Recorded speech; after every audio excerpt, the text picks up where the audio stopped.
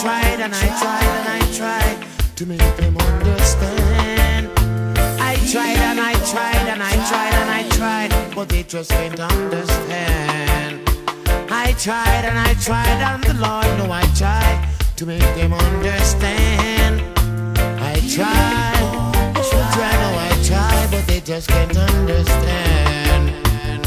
The more victimization is upon their back, the more foolish they becomes. The more victimization is upon their back, they satisfy Lord for less. I tried, I know I tried, but they just can't understand. I tried and I tried and I tried and I tried, but they just can't understand. Oh God, people, when will they ever learn? This one turn them fool, that one turn them fool. So what are they waiting for? Fix up yourself and prepare to meet Jah, that you satisfy Lord for more. I tried, Jah know I tried, but they just can't understand. I try and I try and I try and I try, but they just can't understand. Father die in pain, mother die in pain, slavery continue. They say we have no right nowhere, in no corner of the world. And I try to make them notice, but they just can't understand. I tried and I tried and I tried to make them know, but they just can't understand. 24 hours make one day, they told us. 7 days make a week. And out of all of that, the whole 365, they can only name you 7 days. I tried and I tried, but they just can't understand. I tried and I tried and I tried and I tried, but they just can't understand. We beat them at night, we beat them by day. They take no heed. Church bell a ring and the children a sing, and them still satisfy Lord for less. I try and I try, but they just can't understand. I tried and I try and I try and I try, but they still can't understand. Son is waiting and condemn himself for his sentence, you know. Father in the field can't find a thing, and mother nah no money. I try and I try, but they just can't understand.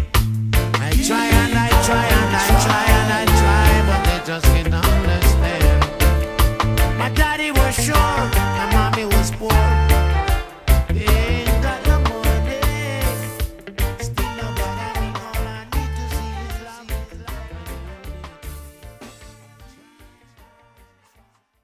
World College Dictionary, 4th edition, you need to have that in your house.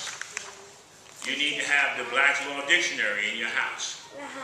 Remember, there's a dictionary for almost all the fields. A cooking dictionary, a dictionary for doctors, for medicine, all that stuff. So the stuff that you learn in school, when you go to the courthouse, you can't use those words. There's the word here in the Black's Law Dictionary, but it doesn't mean the word here that you have. Here and thereafter, we don't know what that stuff means. That's why you have to pay a lawyer. But some of the stuff we can learn on your own if you get the book and you know where to get the information from.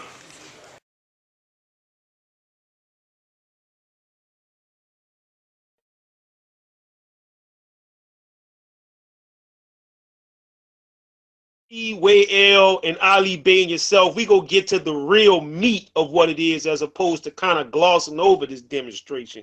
And probably the other two brothers, Way L and Ali Bey, even more so than myself.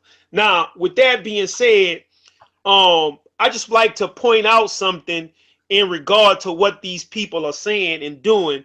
And this is in the questionnaire and additional laws for Moorish Americans by Prophet Noble Drew Ali, that's in every questionnaire issued by a legally and lawfully chartered temple of the Moorish Science Temple of America.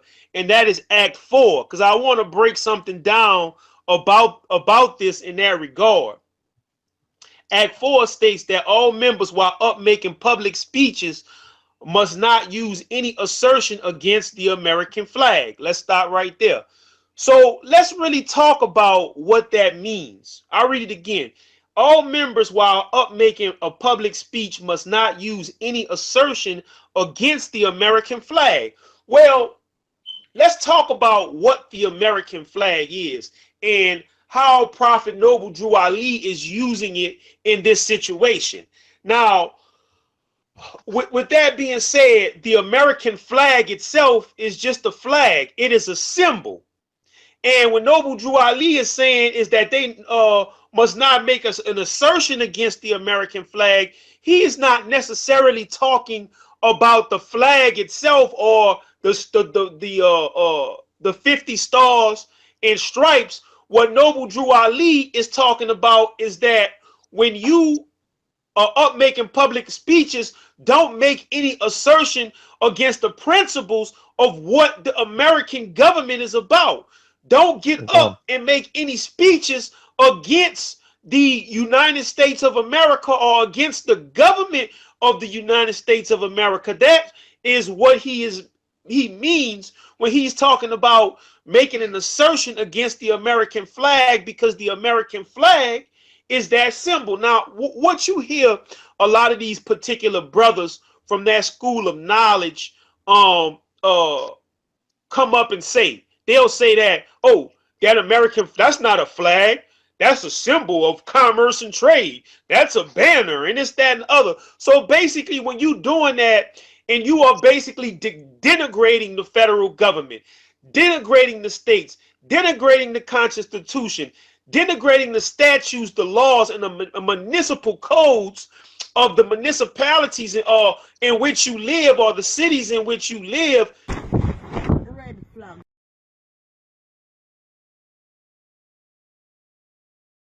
Basically, what you are doing in essence is making an assertion against the American flag. So I just wanted to get that out there. And that's basically Act 4 of the additional, the questionnaire and additional laws for Moorish Americans, Act 4. Now, the next thing that I really wanted to talk about, I know the brother had some things that he wanted to get off his chest, so I might not get off everything that I wanted to say, and I'll pause just for the sake of time. But, you know, I wanted to talk about the show that the Blog Talk Radio show that brother Cujo L and the other brother did, you know, in response to the whipping that they have been receiving from the Morisco World TV show, yourself and other brothers presenting information in that regard. So now, you know, I talked to Ali Bey today as well. So basically what these brothers are doing now, so that everybody will know. Now, these people who talk about they are lawyers, not lawyers, but they know law and they know jurisprudence and all of these things. So basically now what these people have resorted to is threats.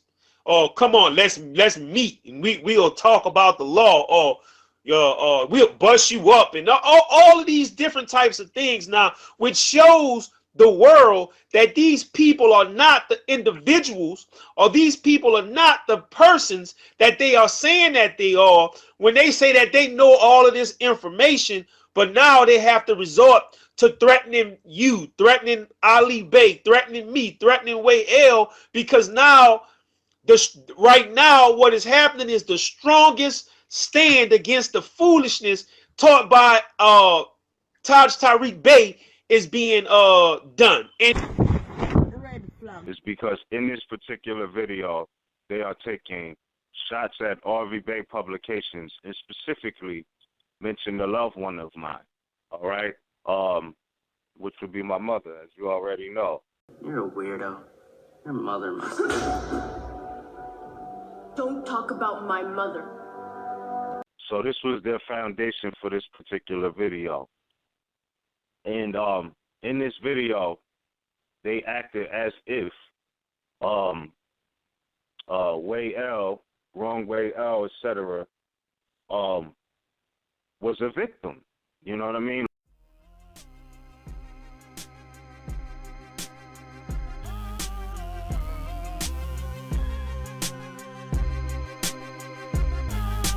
course, nobody's supposed to talk about that. Many of them still in this movement.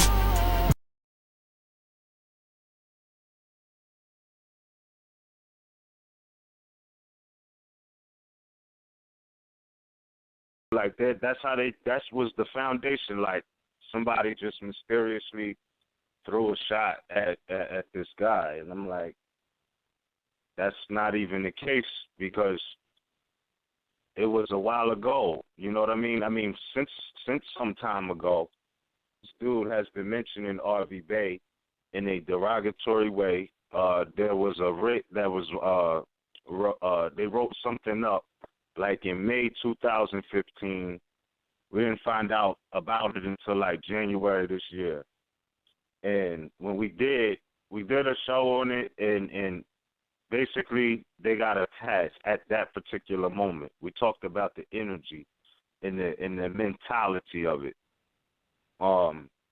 So, you know, though they were in the mentality of trying to destroy or defame, you know what I mean, or slander, you know, the information that RV Bey Publications makes publicly available for anybody. This was their angle that, you know, charges in New Jersey and, you know, the laws that govern, you know, the people here is New Jersey state statutes. I mean, they're on record saying it in this video, right, that this quasi-national domicile law is the supreme law. I mean, that's what they're saying in this video. It's rhetorical. And as I was saying to the Iron Sheik, like, these are people who are not even qualified. Like, I could have did a video and all of that about it, but these are energy thieves, and you're not going to get that. So I told them straight up, nobody's coming on your platform. Since you happen to put this video up today, either call in at 9 o'clock or, you know what I mean? We don't have anything to talk about, straight point blank. And I know y'all don't really want to do this. So my thing is this. I don't respect the energy first and foremost, because this is a dude who built this platform solely based off of controversy, influenced by Sonetta TV and all that. He's on record saying that. That's his influence. So you can see where that energy is coming from. But this is supposed to be a Moor with the fez on, reporting the news, and in the Moor Science Temple of America, all of that, right? And there's no other way but through that way, etc. Now, there was some sarcasm in this video in the beginning, because he's coming off like he wants somebody to sincerely teach him, you know, how to get the financial return off the birth certificate and things like that.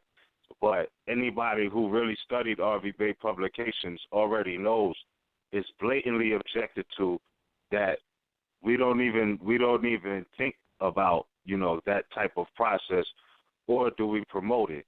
So whatever he's talking about has nothing to do with us. And again, his foundation is flawed, because, you know, these are people who took shots at RV Bey Publications, and they got just a love tap back. Ain't nobody even, you know, really go in on them.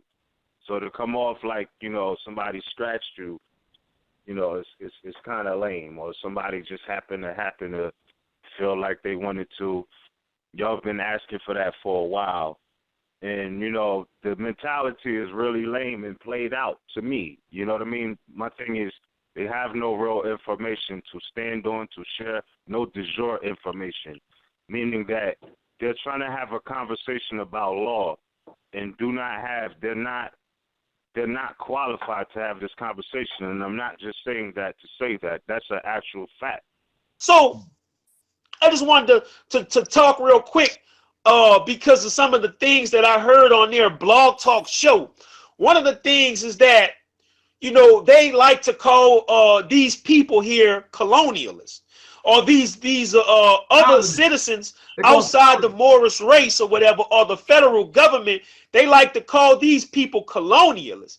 But I find it ironic that they call these people colonialists, and all of the other derogatory names that they may use towards them, or the accusations that they may use about these people. But then they turn around and use the same books by Henry Allen Black's Law Black Dictionary, descendant of the colonialists, and the laws, the case laws, and even the attorneys that pleaded these cases.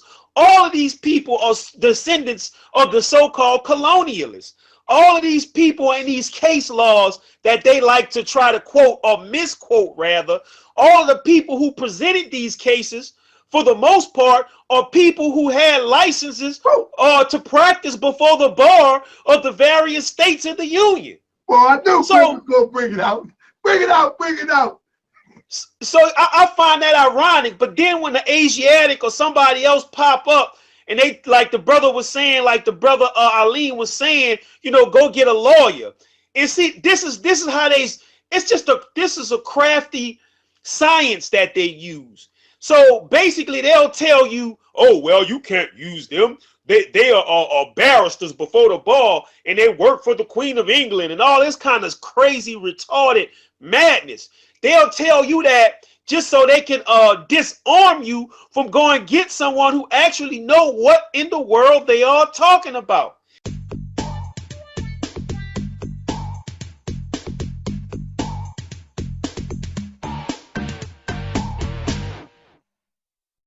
The creation of the American Republic, with its written constitution and guarantees of personal natural liberty, is the greatest political accomplishment in the history of the Western world.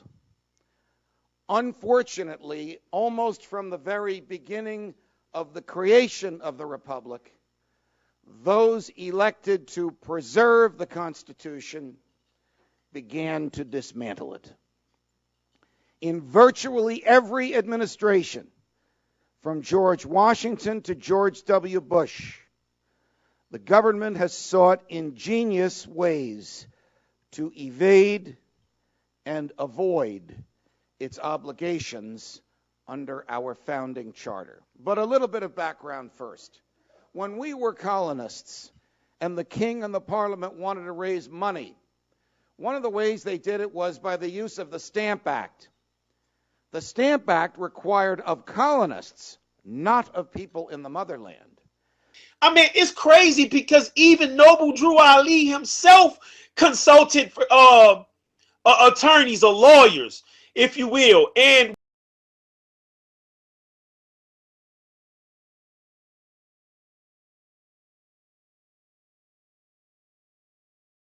this polygraph examiner and retired FBI agent doesn't need a machine to pinpoint a liar. The eyes are a window to the soul. You can see right through them. What do they expect from me? That's a good question. Take a close look at this guy's eyes. Before Jason answers, he looks up to the right. Looking up in the right means you're making up something. You're visually picturing something that's never happened, you know. That's a lie. Up to the left, you're remembering something. Only problem, it's the opposite for lefties, like Jason, so he's telling the truth. Shifty eyes could also indicate dishonesty. The moment they complete that lie, they look right back at me because they're trying to see whether I'm buying what they're selling. Bill Brown says all of the people we interviewed are basically honest. Look at how comfortably they sit in their chair. Liars may rub their neck, tap their fingers, look at their watch, all signs of nervousness. Or they'll position something between you and them, even if it's only a book or a coffee cup. When you see something like it, why is that? It's just getting a barrier or something between you and me. Someone telling a fib may lean back in their chair, sit to the side, and keep their arms crossed and hands tightly folded in their lap. Did you ever put any false information on any form? On any form? No. What about people who try to change the conversation? It makes almost everybody a little bit uncomfortable lie. So if they can say something else in a tangential way and get you to accept that, then they don't have to lie. And really listen to what they're saying and how they say it. If all the time you've been talking to them, they've been speaking in one voice, and then all at once they speak in this voice, pretty good indication. Pretty insightful, and Bill says liars will most likely do a combo of those things, so you have to look out for that. But there's also some things that they just cannot control at all, affected by the autonomic nervous system, and we put that list, if you want to check it out on our website, KOCO.com, if you're really trying to see really if someone's being honest or not. And we have letters in the Moorish Science Temple of America with Noble Drew Ali making conferring, if you will, with attorneys and lawyers. He asked the members of the Moorish Science Temple of America to send in money because he needed to I'm losing it, what he said. He said he needed money to quash the discord that was going on in the movement.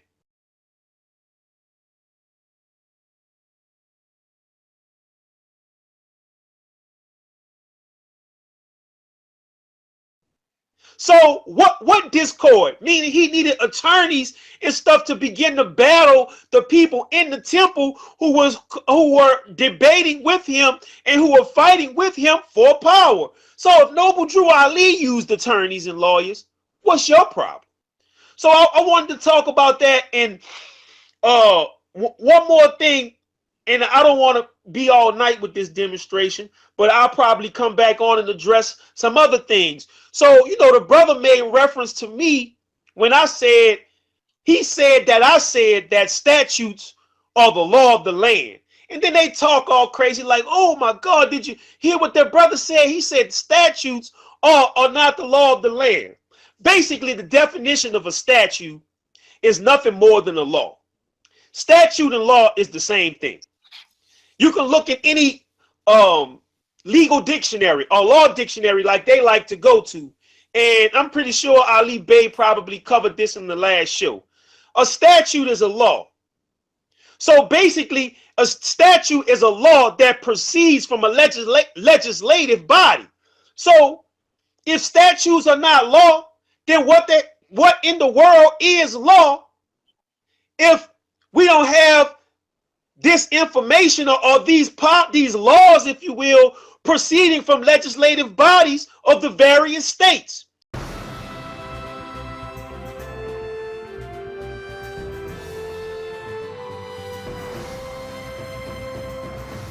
Does the government work for us or do we work for the government? Tonight, what if the Constitution no longer applied? What if the whole purpose of the Constitution was to limit the government? What if Congress's enumerated powers in the Constitution no longer limited Congress, but were actually used as a justification to extend Congress's authority over every realm of human life? What if the president, meant to be an equal to Congress, has instead become a democratically elected, term-limited monarch? What if the president assumed that everything he did was legal just because he's the president? What if he could interrupt your regularly scheduled radio and TV programming for a special message from him? What if he could declare war on his own? What if he could read your emails and your texts without a search warrant? What if he could kill you without warning? What if Supreme Court justices no longer looked to the Constitution to determine the constitutionality of a law, but rather simply to what justices who preceded them thought about it? What if the rights and principles guaranteed in the Constitution have been so distorted in the past 200 years as to be unrecognizable by the founders? What if the 50 states were no longer sovereign entities, equals to each other, and parents of the federal government they voluntarily constituted? What if the states were mere provinces of a totally nationalized and fully centralized government? What if the Constitution was amended stealthily, not by constitutional amendments duly ratified by the states, but by the constant and persistent expansion of the federal government's role in our lives? What if the federal government decided if its own powers were proper and constitutional? What if the Constitution were no longer the supreme law of the land? What if you needed a license from the government to speak, to assemble, or to protest against the government? What if the government didn't like what you planned to say, and so it didn't give you the license? What if the right to keep and bear arms only applied to the government? What if posse comitatus, the federal law that prohibits our military from occupying our streets, were no longer in effect?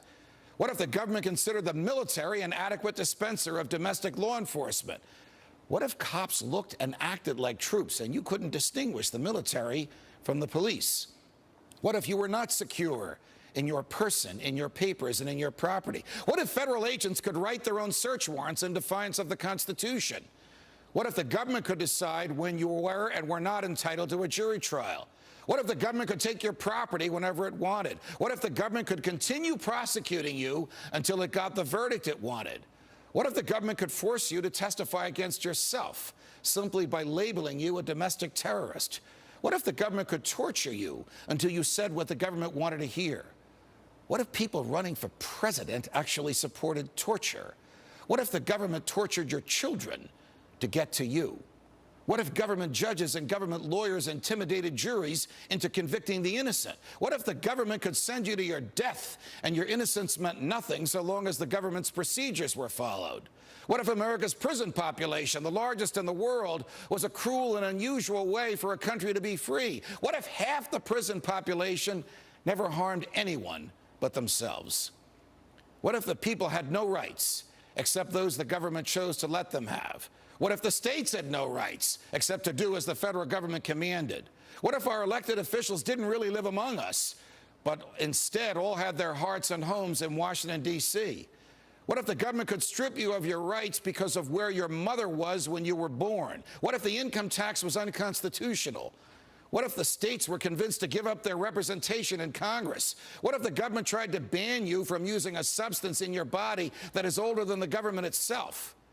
What if voting didn't mean anything anymore because both political parties stand for big government? What if the government could write any law, regulate any behavior, and tax any event? The Constitution be damned. What if the government was the reason we don't have a Constitution anymore? What if you could love your country but hate what the government has done to it? What if sometimes to love your country you had to alter or abolish the government? What if Jefferson was right? What if that government is best which governs least? What if I'm right? What if the government is wrong? What if it is dangerous to be right when the government is wrong? What if it is better to perish fighting for freedom than to live as a slave? What if freedom's greatest hour of danger is now?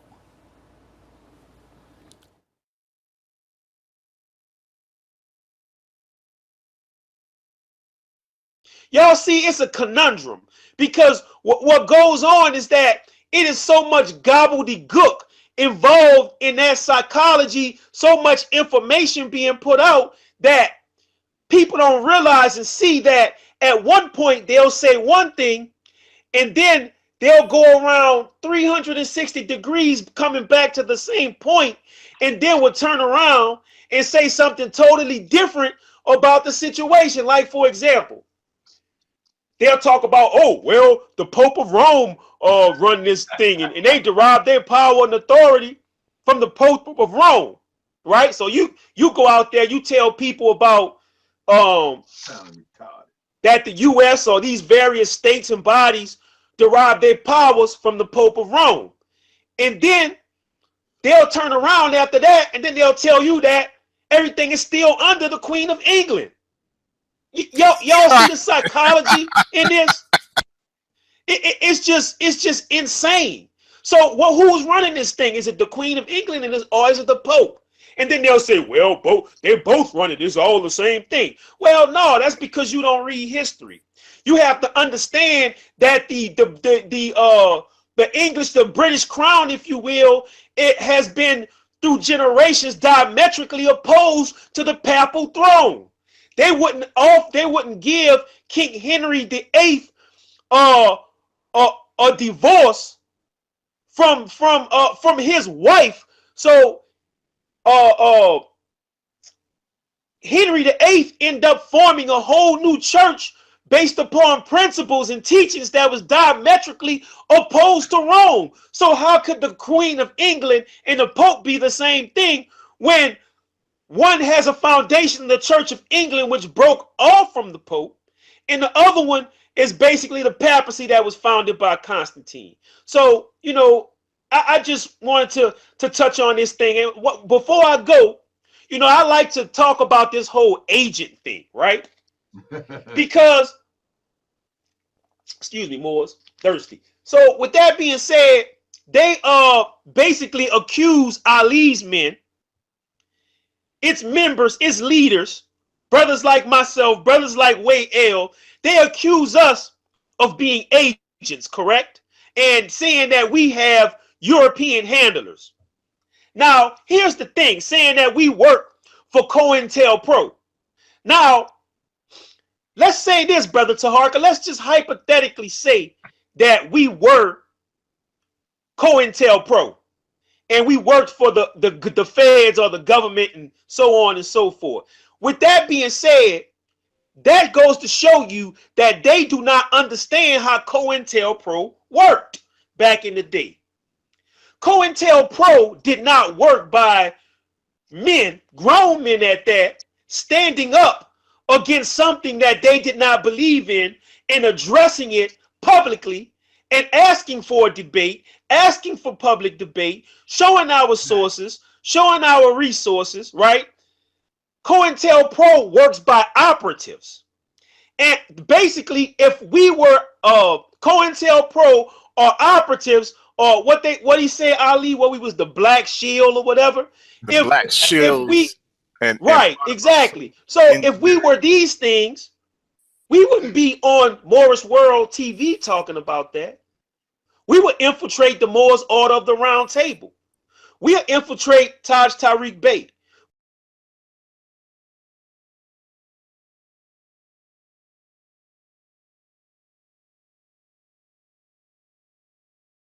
We'll infiltrate the Canaanland Moors. Because in reality, that's how the COINTELPRO thing works. See, what they do, brother man, is they use that, Taj uses that as a weapon for people who are already suspicious of the state of situations and the things that's going on in this government. So when somebody opposes that garbage, he call them operatives, or they work for COINTELPRO. So everybody go, ooh, he's an agent. You follow what I'm saying? Yeah, we agents for truth. And we going against that madness that you teaching, and we don't believe that stuff. And we not gonna let you pass it off as the teachings of Noble Drew Ali. The next thing I want to address is the they say that the Southern Poverty Law Center is our handlers. Now, basically, they say that it's a Zionist movement. Okay, I'll give you that. Let's hypothetically say this thing is controlled by the Zionists. You know how you talk, right? So with that being said, my thing is, let's find out why SPLC was founded, or the Southern Poverty Law Institute was founded. And they basically, what these people do is they track extremism. Now, the extremism that these people know, right, if they are Zionists or Jewish, as these people are accused them of, or controlled by the Jews went through the Holocaust. They galvanized their people as we should be galvanizing ours against transatlantic slave trade, correct? So what they end up doing is they track organizations that, for the most part, is linked to anti-Semitism. And these sovereign citizen groups that Tariq Bey is linked with, and where they get their information from, these Confederates, for the most part, these people are anti-Semites in some form or fashion. Now, with that being said, right, you have to look at, let's just forget about the Moors, right, for 1 second, that are recorded by the Southern Poverty Law Institute, or the Southern Poverty Law Center, excuse me. Let's just deal with everybody else except the Moors. Now, with that being said, when you look and you analyze the files that they have on people, who they have files on: skinheads, neo-Nazis, Nazis, Ku Klux Klan, sovereign citizens, militia, terrorist groups, cults, all of that stuff, right? So when these sovereign citizen Moors are listed in there with all of these other people, watch the company you keep. Because in other words, Tariq Bey saying that they are in there, and all of those different Moors who evoke that foolishness is in there, they good, but all of the other scofflaws and ne'er-do-wells that are recorded by the Southern Poverty Law Center is bad, but they good. Other than that, we would just like to reiterate, though, to all of the Moors to please, please, please be active, regardless of what region you're in, regardless of what territory you're in, to always be active, always present classes, have some classes for the public. Don't be intimidated by the false propaganda, by people like the Southern Poverty Law Center, putting the misinformation, disinformation out about the Moorish movement. Stand firm, stand on your square, live a clean life, be righteous and love. Love. Don't be involved or preoccupied with power play and egotism. Later for that. We got to rescue the people, and get them back on the right side of government. You follow what I'm saying? So we can free our children up. That's what we need to do. It's all about freeing our children up. The egotism, all of that, I would even understand. I wouldn't accept it, but I would even understand it if Moors owned something. I understand if you had 13 factories out, in New York and in California, you got, thousands and thousands of land, acres of land. I can see the ignorance. I'll be able to justify, put it in context. But Moors we don't even own nothing. And Moors are arguing, power play while people are suffering. Our people going before the courts don't even know their nationality. It's like the prophet didn't even come. So, we got to get back on our square, get back on our jobs, learn to love each other, because we're going to rise as an empire. So just forget about anybody coming under one particular grand body. Just if you're with a grand body, make your grand body the best grand body it can be in service to our people in obedience to the prophet. Make it the best. That's all you can do. But we got to rescue our people. Don't be intimidated. That's all I can say, because now they're trying to implement, this type of misinformation. Like one thing I did want to say, like, for example, the reverse psychology, the stratagems that they're using. They had one thing on us that says Moors deny tax fraud.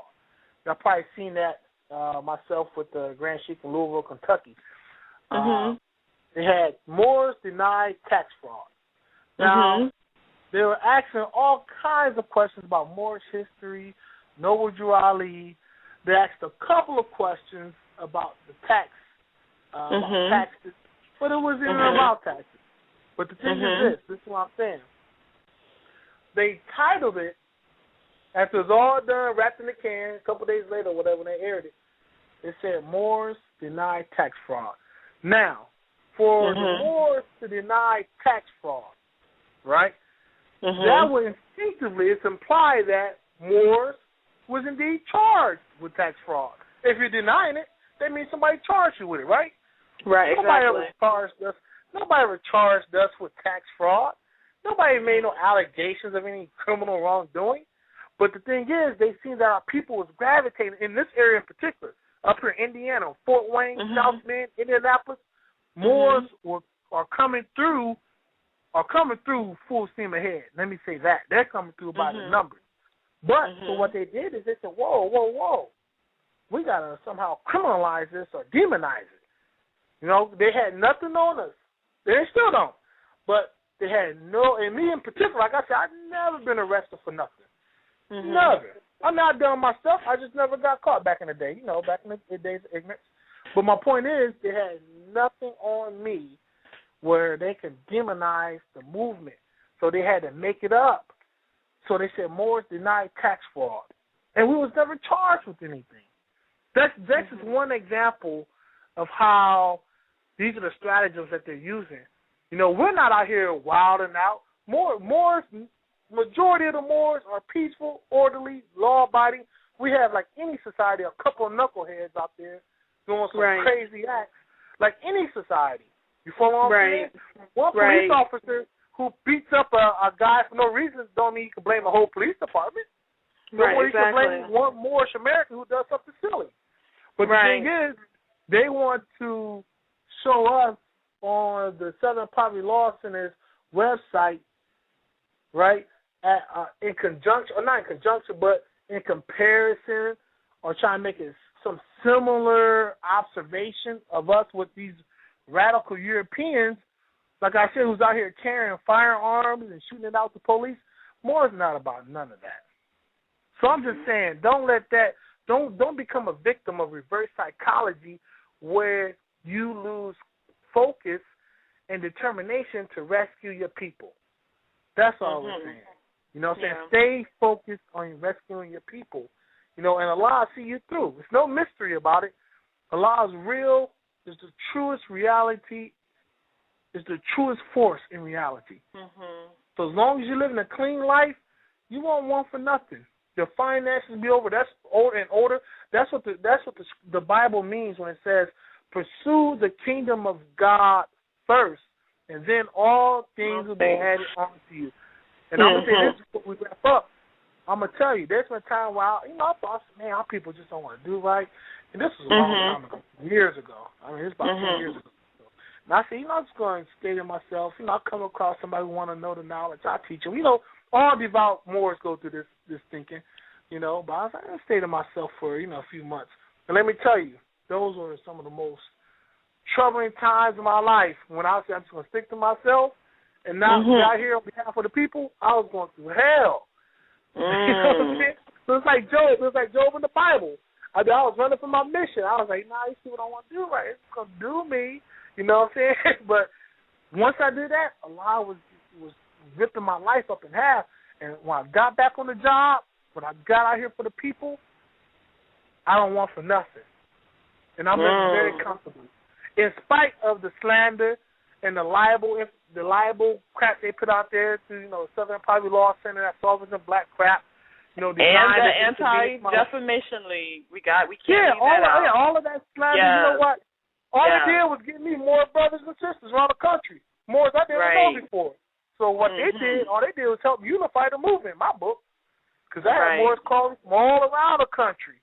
I had Moors calling me from prison, New York, and California, everywhere. I mean, from maximum prisons calling me. I was talking Moors from everywhere. And all because of that article. Moors I would have never talked to before.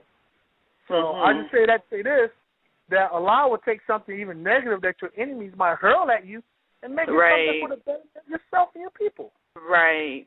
And y'all know y'all mamas and daddies told y'all, right? Watch the company you keep. So basically, those so-called Moors are in the company of all these radical groups that the Southern Poverty Law Center records and found. So, with that being said, I'm going to step down because I know they got brothers and stuff that you want to ask questions to more. But I just want to talk about some more of the stuff that he addressed in that blog talk show, but I'm going to stand down. Yeah, brother. Well, we going to come back to it. We got on a little bit late, but nevertheless, we here. I want to share something with the brothers. As well as the family. Let me spread it out a little bit, because what I want to share here, if you can see that screen share, can y'all see that? Yep, I see it. See it?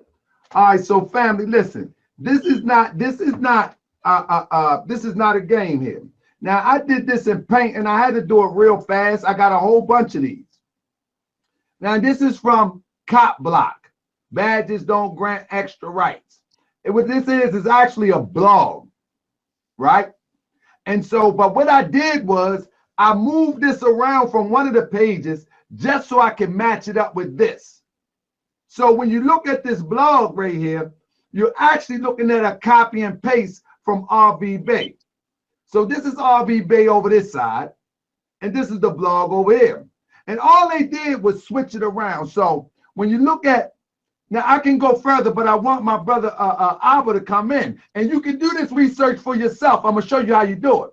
Now, this says here, each person, let me see if I can get me some type of pointer or something. I need some type, okay, right here. Each person has the right to resist unlawful arrest. In such a case, a person may be attempting arrest and stay in position of wrongdoers that may be arrested. That's State versus Mosley. If you go down here, this is State versus Mosley. If you go up here, this is State versus Robinson. Okay, now right here, Adams versus State. This one is on the bottom here. They put that on the bottom. Now, what I'm going to do is I'm going to stand down, and then I'm going to actually do a total presentation, because this is just the beginning to show you that they are copy and pasting. And now from this is just a sample of what I'm going to show you. This is from a blog site. Look at the date. It's 3 years ago. This blog site is 3 years ago.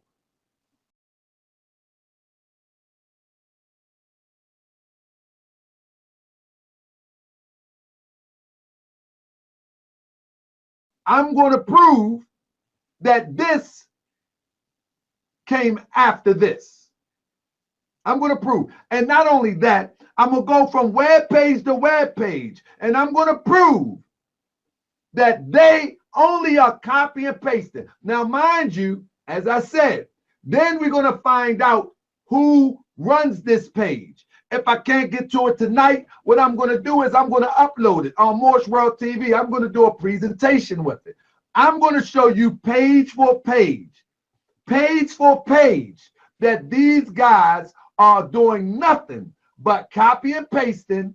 They're doing nothing but copy and pasting from European malicious sites, European sites, to try to hold their point. Now, on that page, you will see I have 3 other different. Now, they don't just get it from one page. They actually get it from multiple of sources. All around the internet they do. All around the internet. And it's all on RB Bey Productions. It's a production. It's trying to sell you something. It's no different than any other production. It's souped up. It's looking good. Let me say this real quick.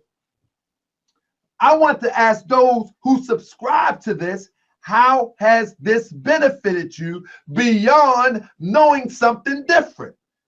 That's all you need to ask yourself to snap up out of this sleep. What have it benefited you or your family?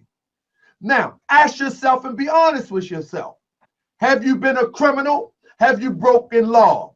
And are you interested in this to circumvent the law? I understand. I definitely understand. Heck, I don't want to be held accountable for something in the extreme sense. Like, go ahead, hold me accountable, but God dang, take my license for not paying child support, and now I can't even go and get a job. So now, how can I circumvent that? I understand, I get it. But in order to circumvent the child support demonstration, join the Moors Signs Temple of America. If it ain't right, get it right. Unite people together. Let's change the legislation. Become the power. And let's change the laws. The Prophet Obadiah Ali, he flying the flag for a reason. This is our government. This is ours. And with that, let me bring my brother Abba into the chat. Islam, Abba, peace and love, brother. Come on in. The floor is yours. Islam, can y'all brothers hear me? Loud and clear.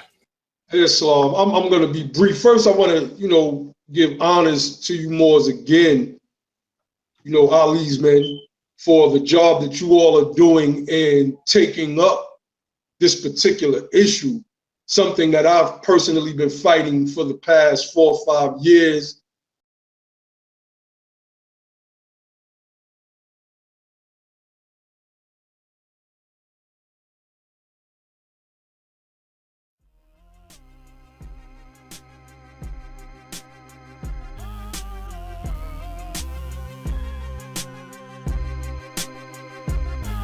Of course, nobody ain't supposed to talk about that.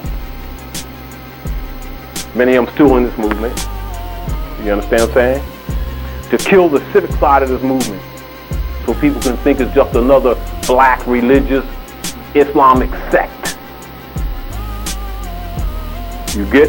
That was their mission, to establish that fake reality, not reality, but that fake appearance of reality, that semblance, that color to the people, which is the color that most people have of the Moorish movement now, and anyone says that's not true is a liar, because that's the concept that people have of this movement.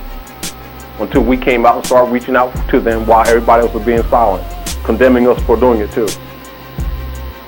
And we put literature out there to change their concepts so they could have something to reference to. You understand? Just like the prophet said do. Exactly what the prophet said do. People mad at us, still mad at us for it. I don't care. Because I'm not in it for them. I got babies. And they got babies. And they got babies, and the babies that's still in the womb. And I ain't having it. And I'm a soldier. I came as a defender for Noble Dwelling. That's why I do what I do. I'm telling you bluntly. And I ain't afraid of you. Move the force of the conscious game. Superstars won't spend all those G's just a supercar. I'd rather put the funds to move the force guns. Dr. Sebi Remedy in trucks.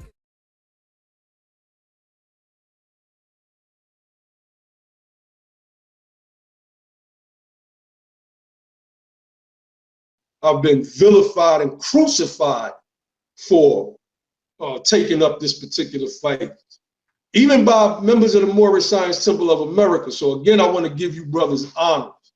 I'll sit back and, I'll just sit back and chill and enjoy the demonstrations. A sister tagged me in a post last year in one of the Moorish groups, which one I cannot remember at the time. You all know I'm on a new page now. And she tagged me in a PDF entitled Sovereign Citizen Extremism, a Primer, Federal Bureau of Investigation, February 2015. I don't know if you covered this on the show or not. Brother Ali Bey, did y'all cover this yet? Nah, not yet. Come on with it, brother. We're going to cover it today. Something is wrong with my home computer. I was trying to actually log in from my tablet and my home computer so I can share the screen with you all. But I'm like I said, I'm gonna be brief. Part one, it states ideology and common claims. Sovereign citizen ideology is a belief system that leads adherents to reject their U.S. citizenship and government authority. The ideology is based upon a conspiracy-laden view of the past and interpretation of historical documents fundamental to American history, such as the Declaration of Independence, U.S. Constitution, Bill of Rights, Article of Confederation, various treaties, and Supreme Court decisions. This primer identifies basic ideological beliefs and common claims made by sovereign citizens. Understanding these differ by individual and change over time. Sovereign citizen claims thus often appear nonsensical and at times contradictory, as you all point out, as Brother Grim, as Grim Yarnell has pointed out so eloquently not too long ago in showing the contradictions. Now, they give a breakdown of citizenship and identity. And it says that sovereign citizen ideology generally recognizes two categories of citizenship.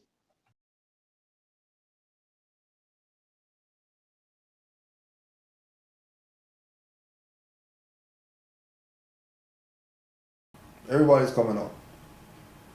So for the Moors coming into whatever like that, and they heard about stuff and they're scared of Moorish Science Temple or whatever like that, that's pseudonym. That's not nothing.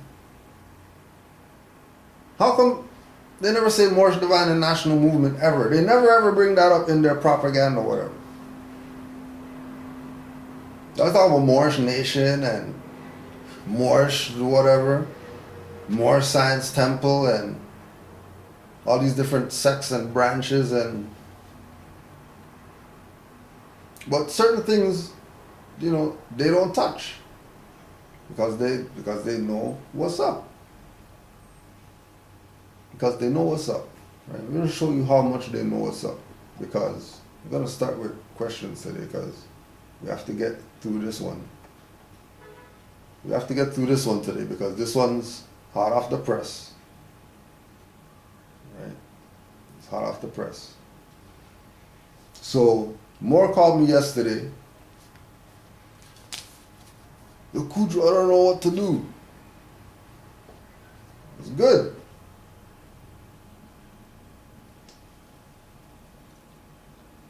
So we go to today. So he goes to work and chilling at work. You know what I mean? And he gets a visit at work. Gets a visit. That is Job. Islam Moors, just putting this on the record for my protection. Yesterday I informed Brother Kudro about an agent who visited the store looking for a quote-unquote Gary Anderson, all caps. I was told this by an associate who works at the private sector I also work at. She informed me that this person or agent had a folder displaying different photos of individuals. However,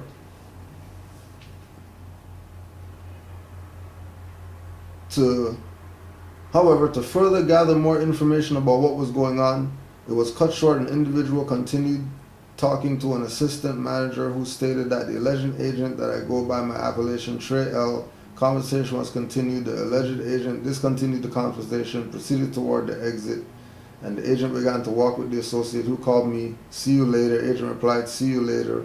"Oh wait, never see you again." This above information was given yesterday and today, 18th day of July, 1436, 18th day of July, 2016, 19th day of July, 1436, 19th day of July 2016. I'm making this known to the Canaanland Temple as the honorary member, Kosi Trey El Moorish American National in full life. I will CC this to the other brothers and sisters. Peace, fam, Islam. Alright. So, today now,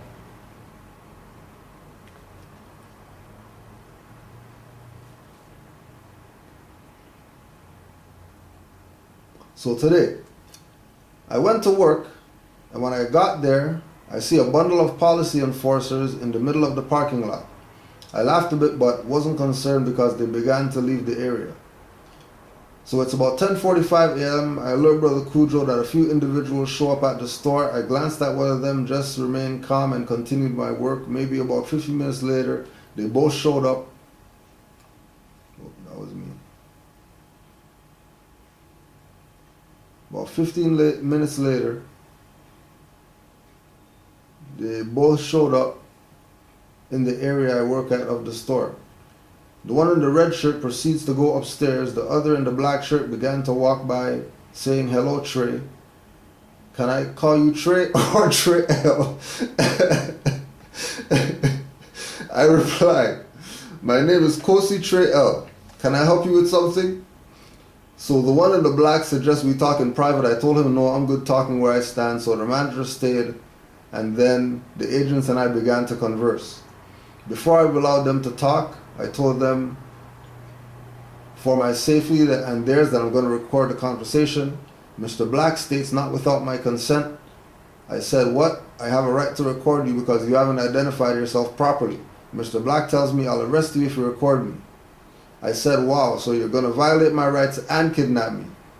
He straightened up and said, "No, it's just that I haven't consented because of the Florida laws." I told him, "Well, based off the Constitution, I have the right, and since you approaching me with threat, duress, and coercion, I'm letting you know I'm Kosi Trey El Moorish American National in propria persona, that I do not waive my rights or abandon them." So I asked, "What are they here for?" And Mr. Red states, "Oh, we're here because we got an anonymous phone call about you not paying taxes and that you're a sovereign citizen." I said, "Whoa, I never claimed to be that because you said that." I stated again, I'm Moorish American National and I'm not affiliated with those people. Plus, those two words don't even go together because it's an oxymoron. So I stated to them, "You haven't properly identified who both of you are." So they pull out a badge and inside I see something, but I really couldn't make it out.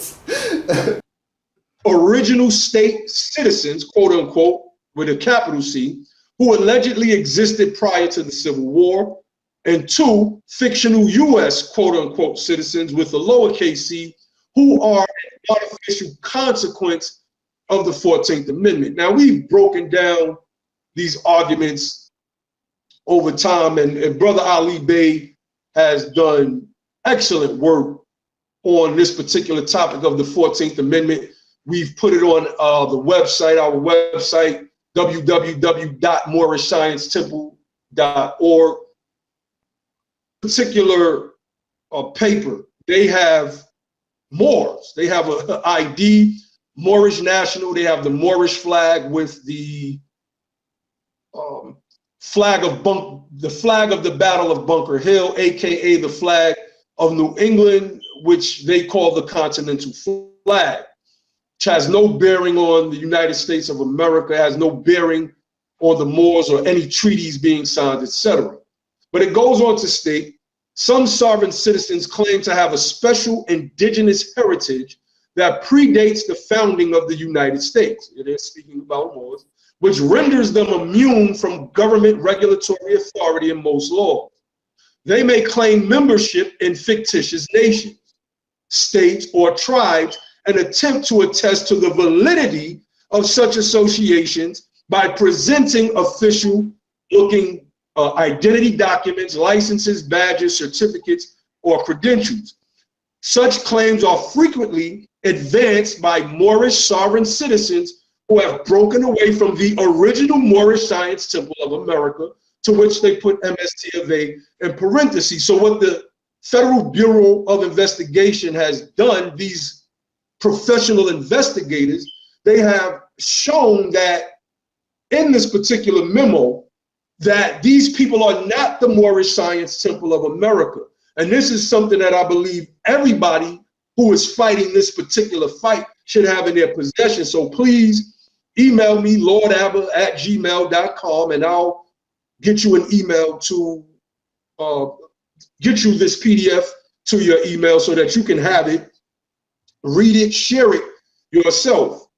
Now, when it says that they may claim membership in fictitious nations, states, or tribe and attempt to attest to the validity of such associations by presenting official-looking identity documents, licenses, etc., you go to groups like Marrakesh, you go to many of the the Washita groups, all who New Jersey by the name of Bey puts out excellent literature under the name Moorish Order of the Round Table. Excellent literature. You can get your hands on any of this stuff, I suggest you.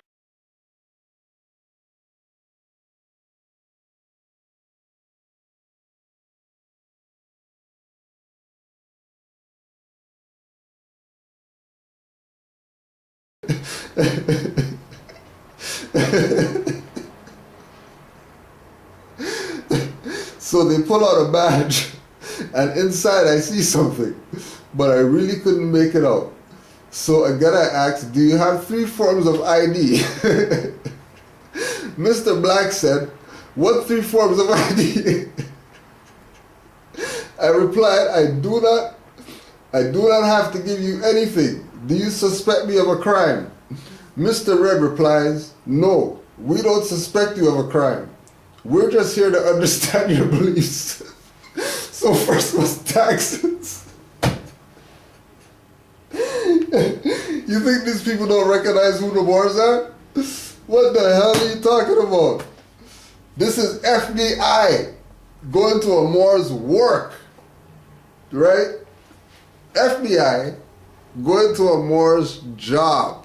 They don't recognize the Moors though. They don't know who the Moors are. We don't want to be Moors because terrorists and all this stuff. How come they didn't kidnap him yet? Go check every single FBI movie you ever seen. And you tell me when FBI went to check somebody and whoever they went to check didn't leave with the FBI. Tell me, please, find a movie, any movie. Because just like Islam to Sister Solidays Bey, who put it on the record that we have to start, reading fiction and non-fiction. So movies are relevant right now, right? These people don't know who the Moors are, and then now they're saying they're coming to understand what his beliefs are. Thought it was taxes. Thought it was sovereign citizen. Now it's beliefs. And then why would they say beliefs? Why wouldn't they say faith or, the religion, or why would they say belief? Because remember that they already know. They already know what they're looking for. Anybody who is playing around like they're down with the Dirty Wars, right? Why do you think the Dirty Wars came out and said Moorish Divine National Movement? Because they know about the smudge mark on Moor Science Temple because of Dirty Moors. They're trying to get caught up. Why these people, why FBI coming to check this Moorish work? Because they're about to get rid of Dirty Moors. One by one, you're just going to see them getting plucked off, one by one. They're checking to see if people are really Moor. Are you really a Moor? I don't care if you went to court and did whatever. Forget all that stuff that you did. Right now. Gun on me and all that stuff. With the jacket, you know what I mean? Open around the gun so you can see. And the Moor's just there in his freaking square, circled passions and all that stuff, and giving it to these people. Right? Mr. Red replies, "No, we don't suspect you of a crime. We're just here to understand your beliefs. Yeah, you being a sovereign citizen and not paying taxes." Second time, he mentioned that oxymoron. I said, "Why do you keep calling me that when I properly told you who I am?" Mr. Red said, "Well, do you have a name?" I said, "No, names are for Christians and I'm not one. I have an appellation." So Mr. Red continues to talk about who the Moors are, relating them to pirates, pretending not to know who our ancestors are, not knowing the Treaty of Peace and Friendship. While he was playing good cop, Mr. Black was playing bad cop. And funny they got Mr. Black, Mr. Red, right? And then the black one is the bad one. While he was playing good cop, Mr. Black was playing bad cop, attempting to move me off my square by mentioning the straw man and trying to place me in that jurisdiction. I calmly kept asking him, "Who is this Gary you speak of?" because I'm really lost about your intent to call me that name. He tried to switch up his story, telling me how intelligent I am and that he thinks this is like the Jefferson letter when they're writing about Benjamin Banneker and they try to give praise like, you know, this brother is so, try to get in. You speak of, who is this guy you speak of because I'm really lost about your intent to call me that name. He tried to switch up his story, telling me how intelligent I am and that he thinks I'm heading down the wrong path and that I should focus on becoming something else more than what I am pursuing, which I don't know what he is talking about. So I asked him, "Why do you care about my goals? Why do you care about my goals?" He said, "I just feel you can be a doctor." This is the FBI. FBI. Go check how much those guys get paid to be FBI. Go check what their salary is. This is FBI, right? With the badge that we don't really know what it was because we didn't really see, what he really showed, right? FBI. You know when we used to watch those old Taj ones and he talk about, the judge being, the janitor.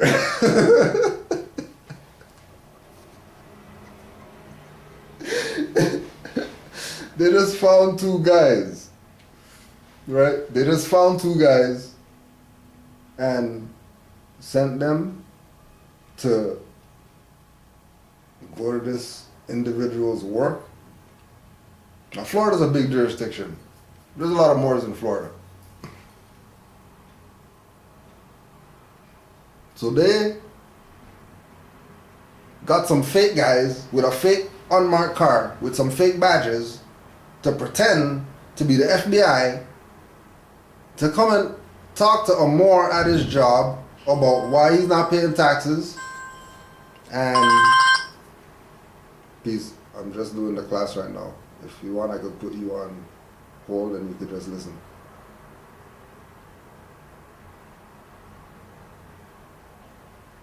It's going till 9 o'clock. All right. Whenever you're ready, just hang up. So,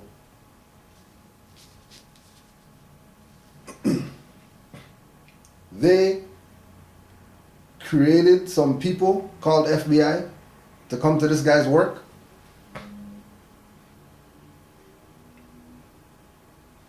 Like, did they really create these guys, or is this really FBI?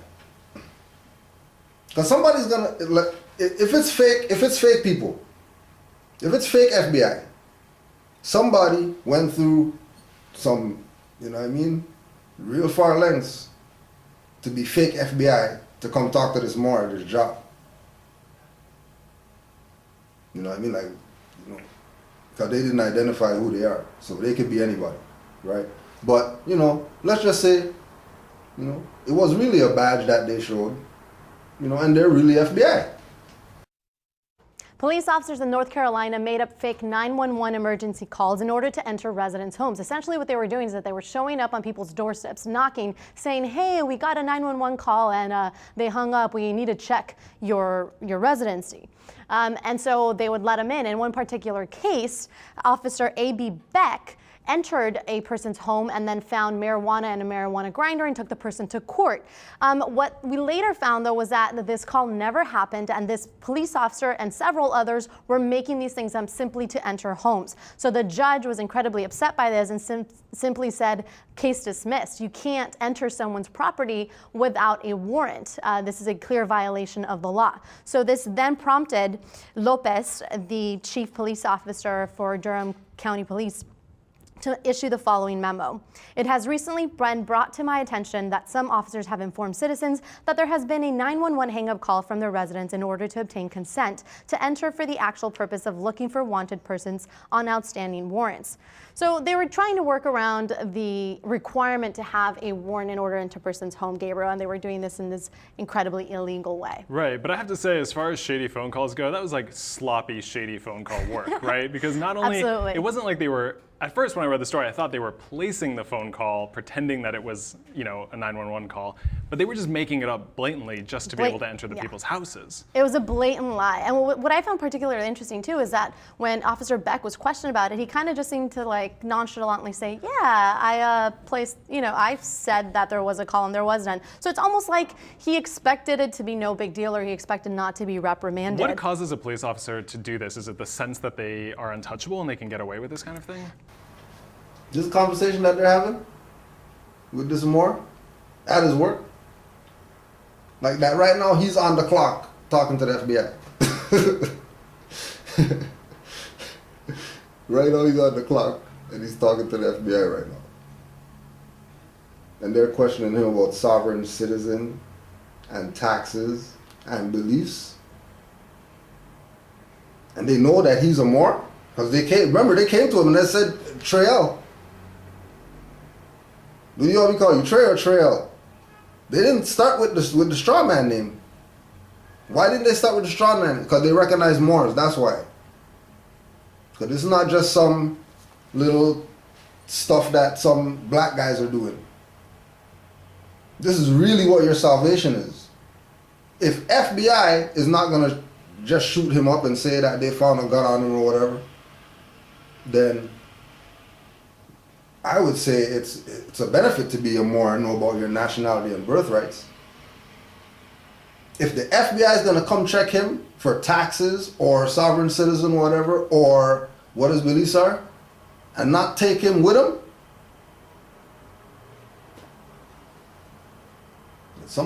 somebody needs to start recognizing who the Moors are.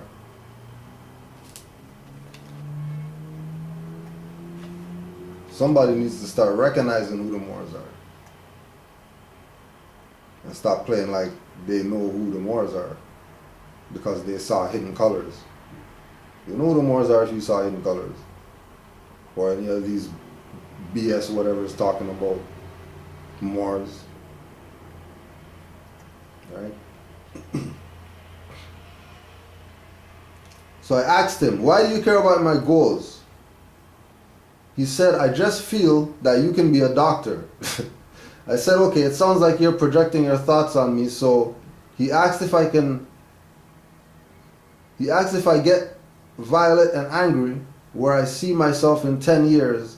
And I told him I live in the moment. He got very agitated when I said that. So I moved back to Mr. Red, who asked if my mother was a Moor and who are the Moors considered to be in Florida. I'm like, oh, just because, let's just, you know, let's put it on the record.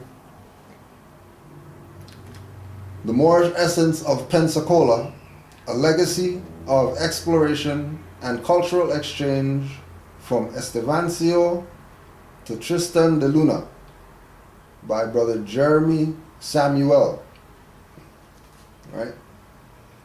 Since they're talking about Florida and stuff, and the Moors, we'll just put on the record something, you know, for the Moors, by the Moors, so people can know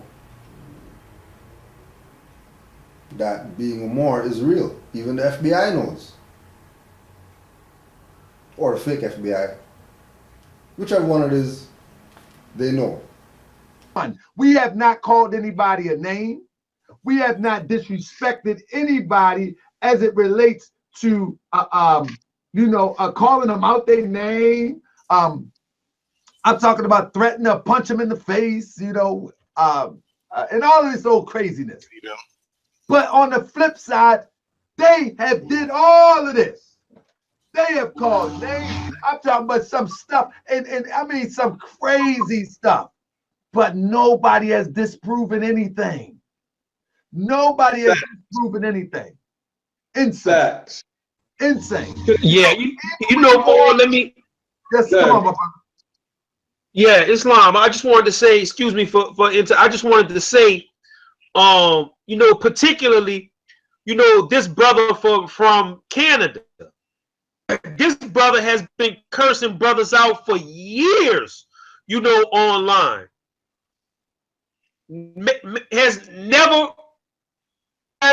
Have never made any amends. I mean, just a few months ago, he told me here, you go F myself for something because I made a statement regarding that bogus information, So these are the type of people that individuals are following, saying that they represent the true Noble Drew Ali.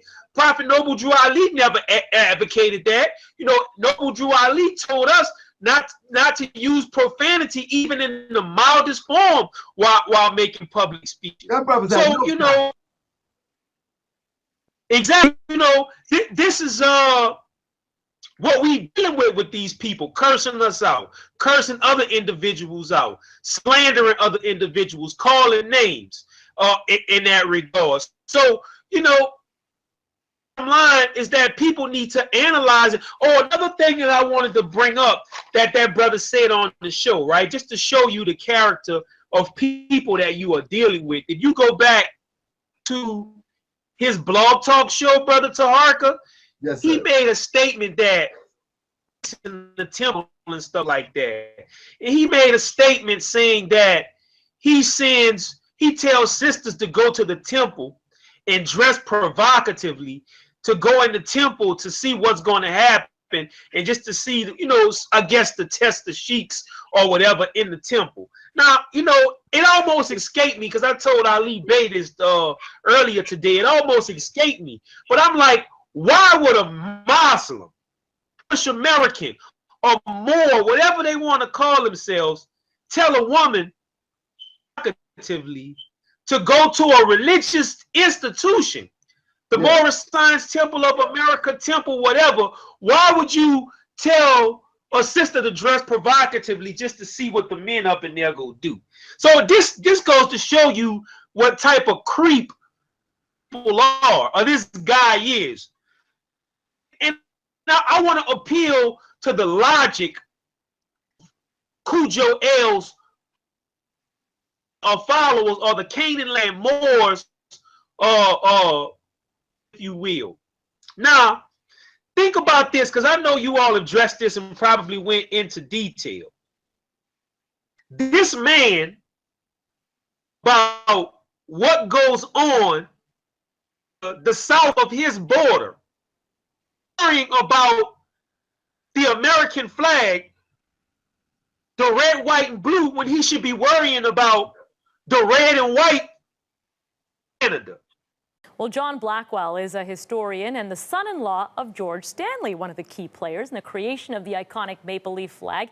And he joins us now from Antigonish, Nova Scotia. So, John, for about 200 years prior to 1965, Canada flew the Union Jack and the Red Ensign. Why did Lester B. Pearson feel the need to create a new flag? Well, when Pearson was elected in 1963, he'd already made a public commitment to achieve a new flag for Canada. Pearson had been educated in Toronto and London, in Oxford. He was a Rhodes Scholar for Canada. And he also had been a very seasoned diplomat. He'd been in London, he'd been in Washington, he'd been at the UN. He realized the world was changing profoundly in the 1960s, and he knew Canada was changing profoundly.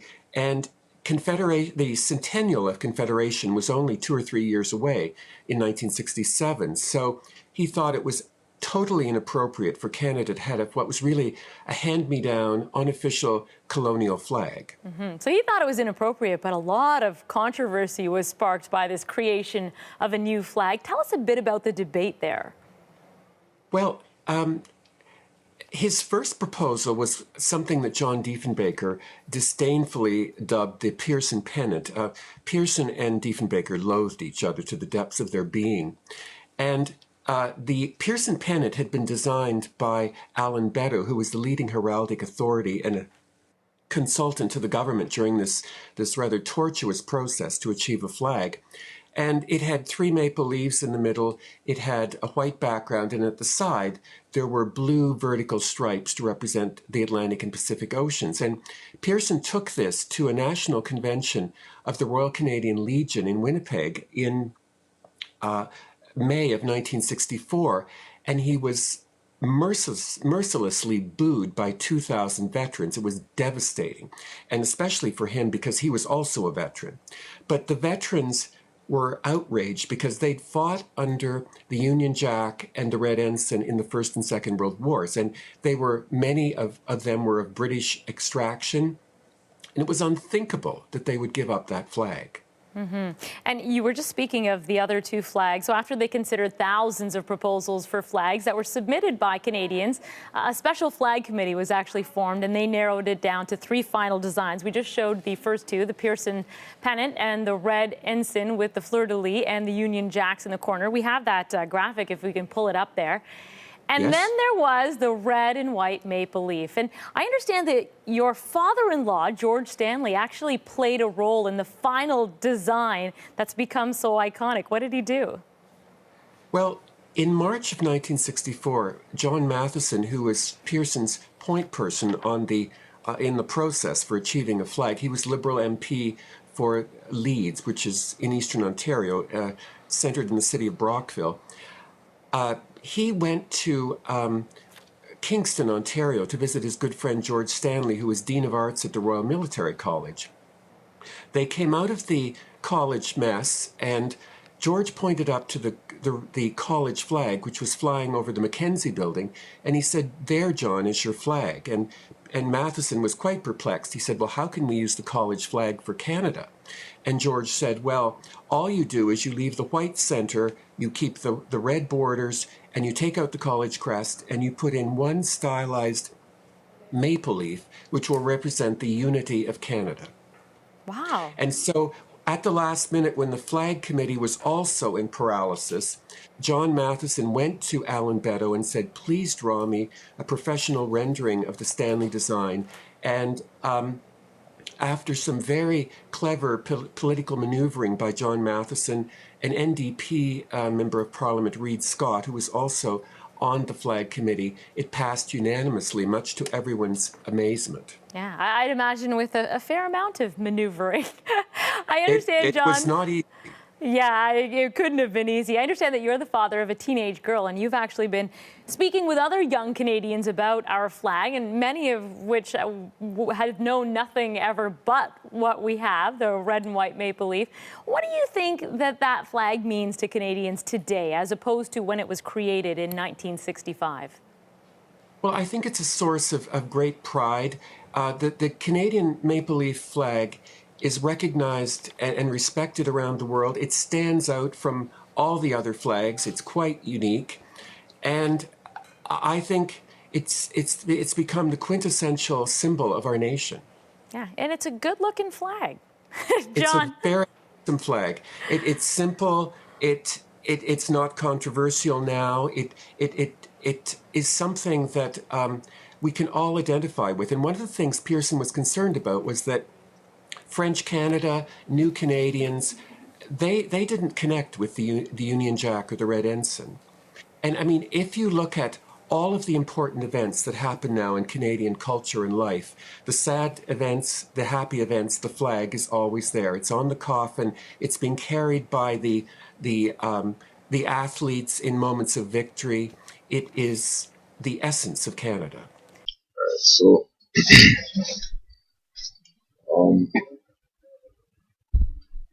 basically, in the news media, there's been a few different things going on. I mentioned the Summit of the Americas. So, this is interesting. Well, for a few reasons. One, when we talk about Drew Ali, we say that he went to the Pan American Conference in 28. So, whatever happens to the Pan American Conference, this isn't it.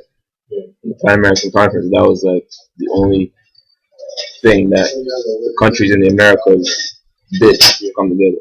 So whatever is going on now is most likely fraud, and just to get into or corporate anyway, right? Strictly corporate. So just to get into this article, I'll just read it out. Latin America splits with Canada, U.S. on Cuba. Right? Summit. Allowing Cuba to participate may undercut democratic gains in the hemisphere, experts urge. There's the article.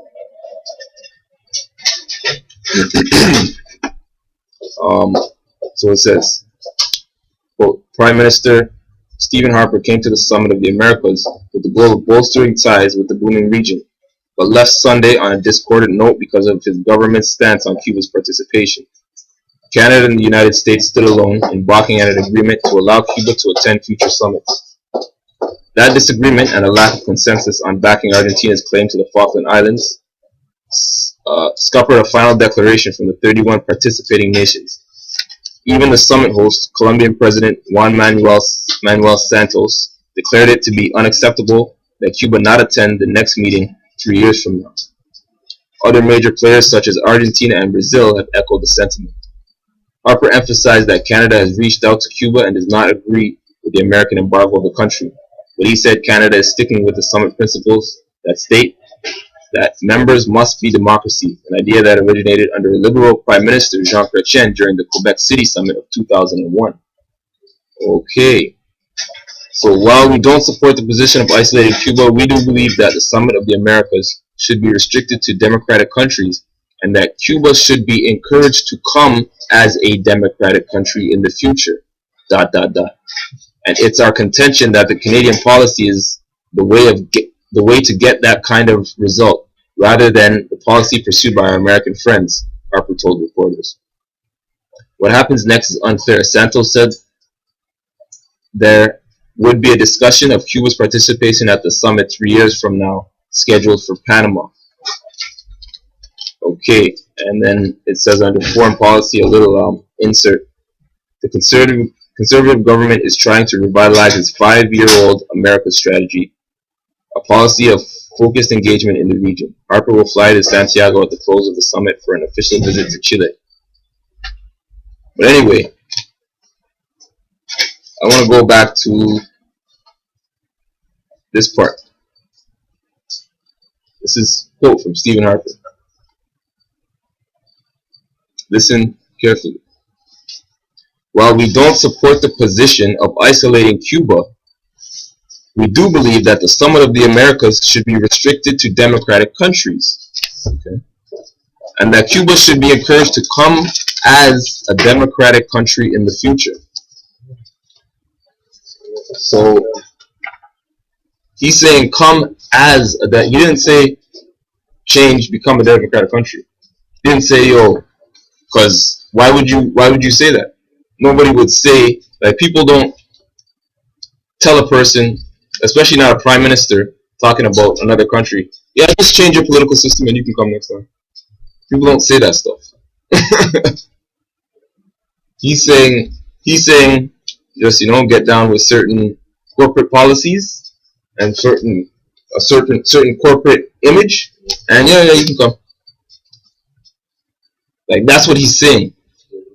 That's what he's saying. He's not saying, oh, you can't be communist anymore, because otherwise he would have said something there. He didn't use the C word. He said, I'll say it again, I'll quote it again, and that Cuba should be encouraged to come as a democratic country in the future. And it's our contention that the Canadian policy is the way to get that kind of result, rather than the policy pursued by American friends. So, what are these policies and results that we're talking about? Right? So,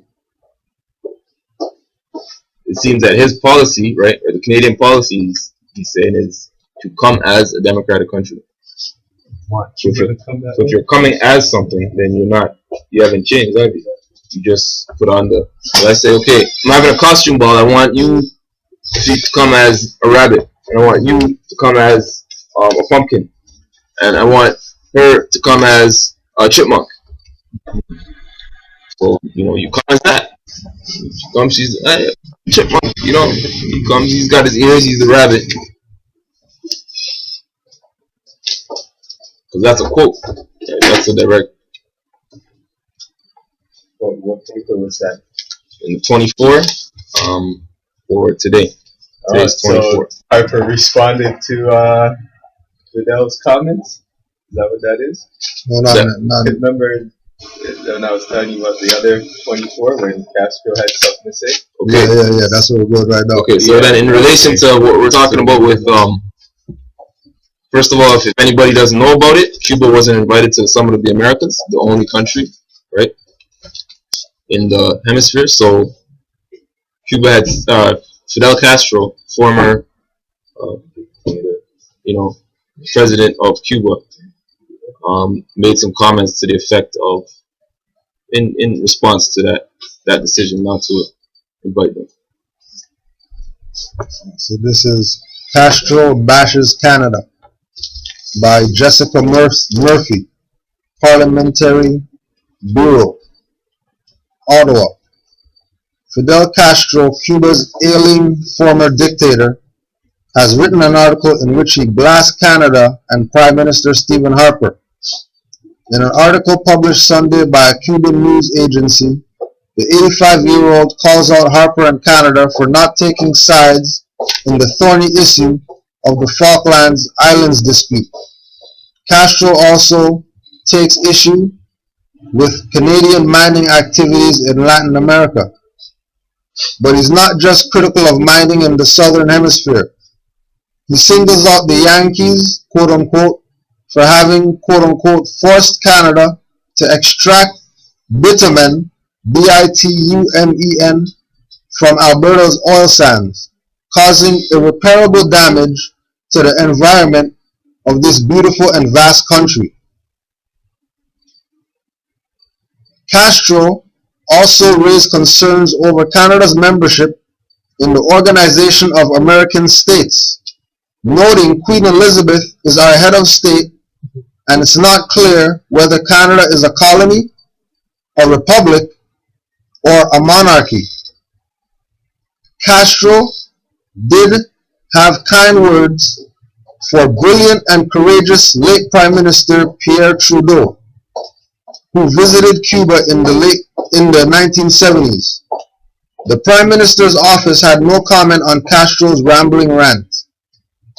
Castro also appeared to be smarting over the fact the communist state is excluded from the upcoming Summit of the Americas in Colombia.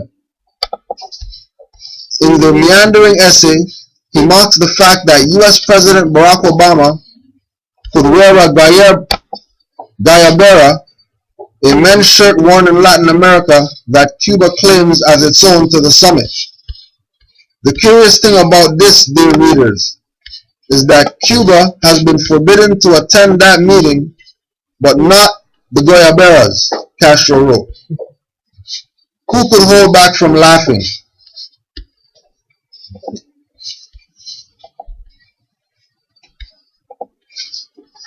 Right now, some key things we have to point out. One, that Castro is talking about this beautiful and vast country.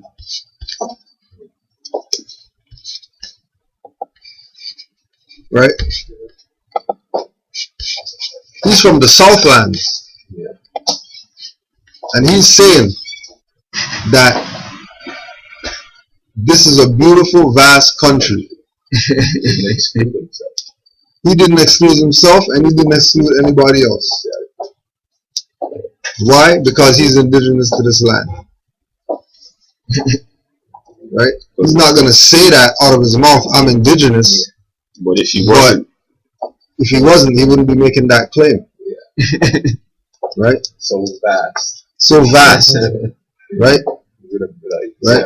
And don't forget that everybody's Moorish American. Yeah.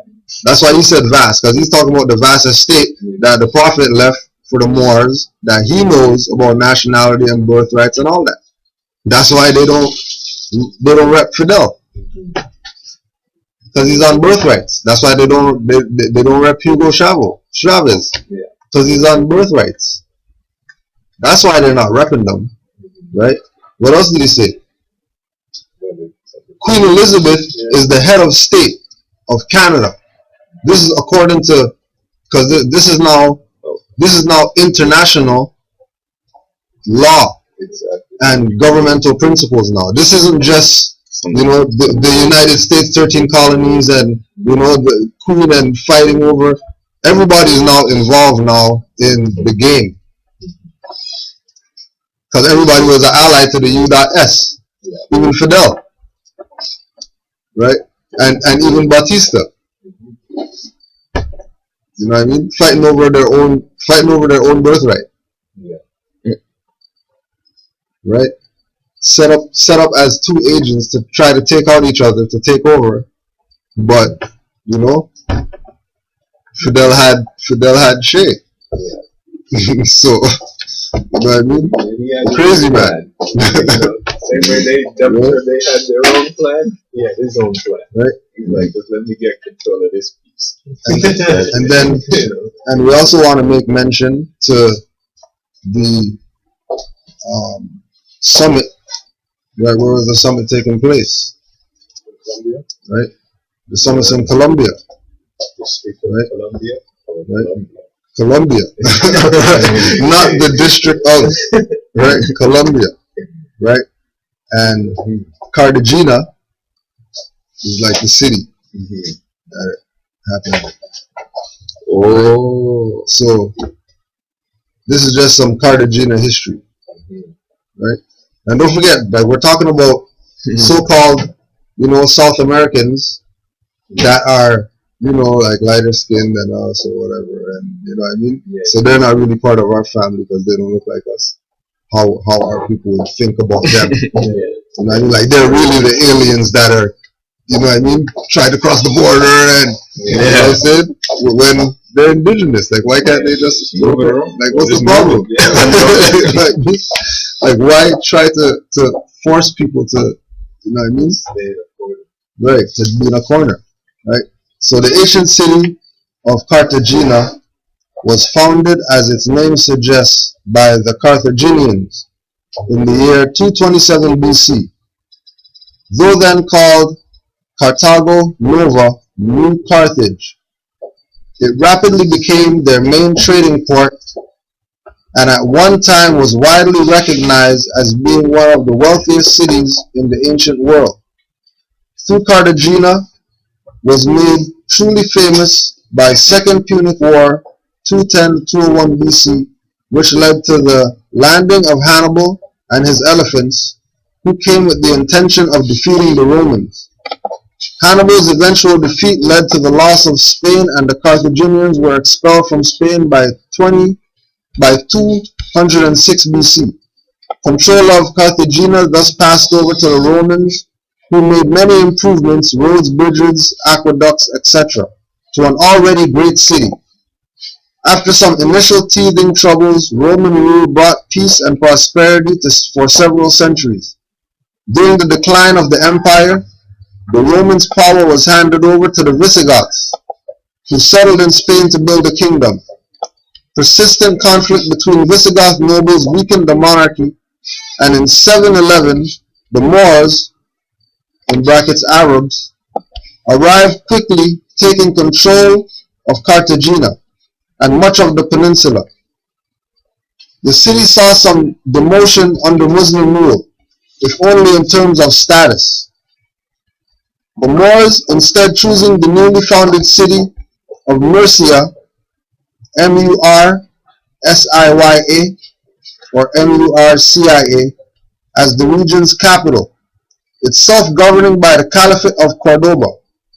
Much innovation followed, including the implementation of irrigation techniques still used today, converting the region's arid soil into fertile land.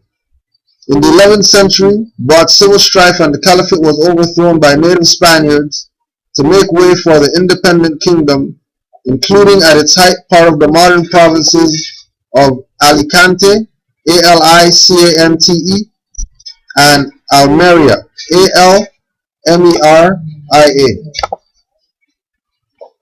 In its last major change of hands, Cartagena and its surrounding territories were fought for and taken by Alfonso X. The expulsion of the Moors in several Cartagenas, Alfonso X expressed his desire and expectation of expelling the Moors from Spain with the help of God and the Virgin Mary of Castilla and Leon in the year 1243.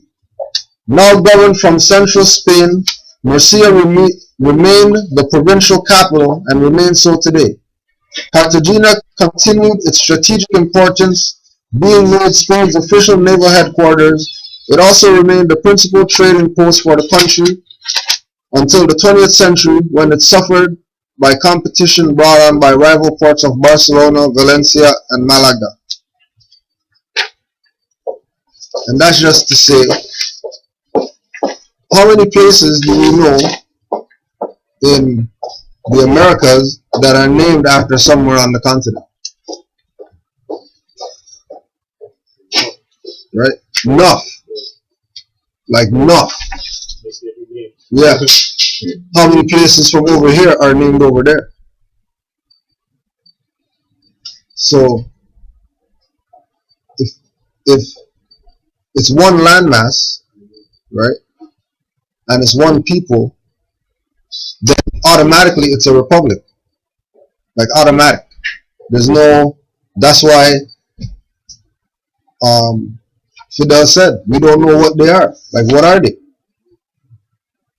Are they a colony? Are they a republic? Or are they a monarchy? We didn't talk about are they a democracy? Because he knows that's fraud. Islam. Didn't even consider it. Right? Didn't even consider it. I would think that's the word trickery that they're using to not have them at this summit. In the summit. Right. The summit now is renamed compared to what it was when Noble Drew Ali attended it. Right. Exactly. Now it's a whole different name. It's a whole different jurisdiction. Say just like the UN. Democratic. Corporate. And that are in this. That too. Look who did that. That was 2001. John Chrétien was the one who was hosting the summit when they brought that new ruling. Right. It was in Quebec City, 2001. Right. and he's like high trilateral commission. It's like in the history of John Chrétien, like that's in there. Yeah. You know what I mean? So it's not like these mans were involved in our science. Mm-hmm. You know what I mean?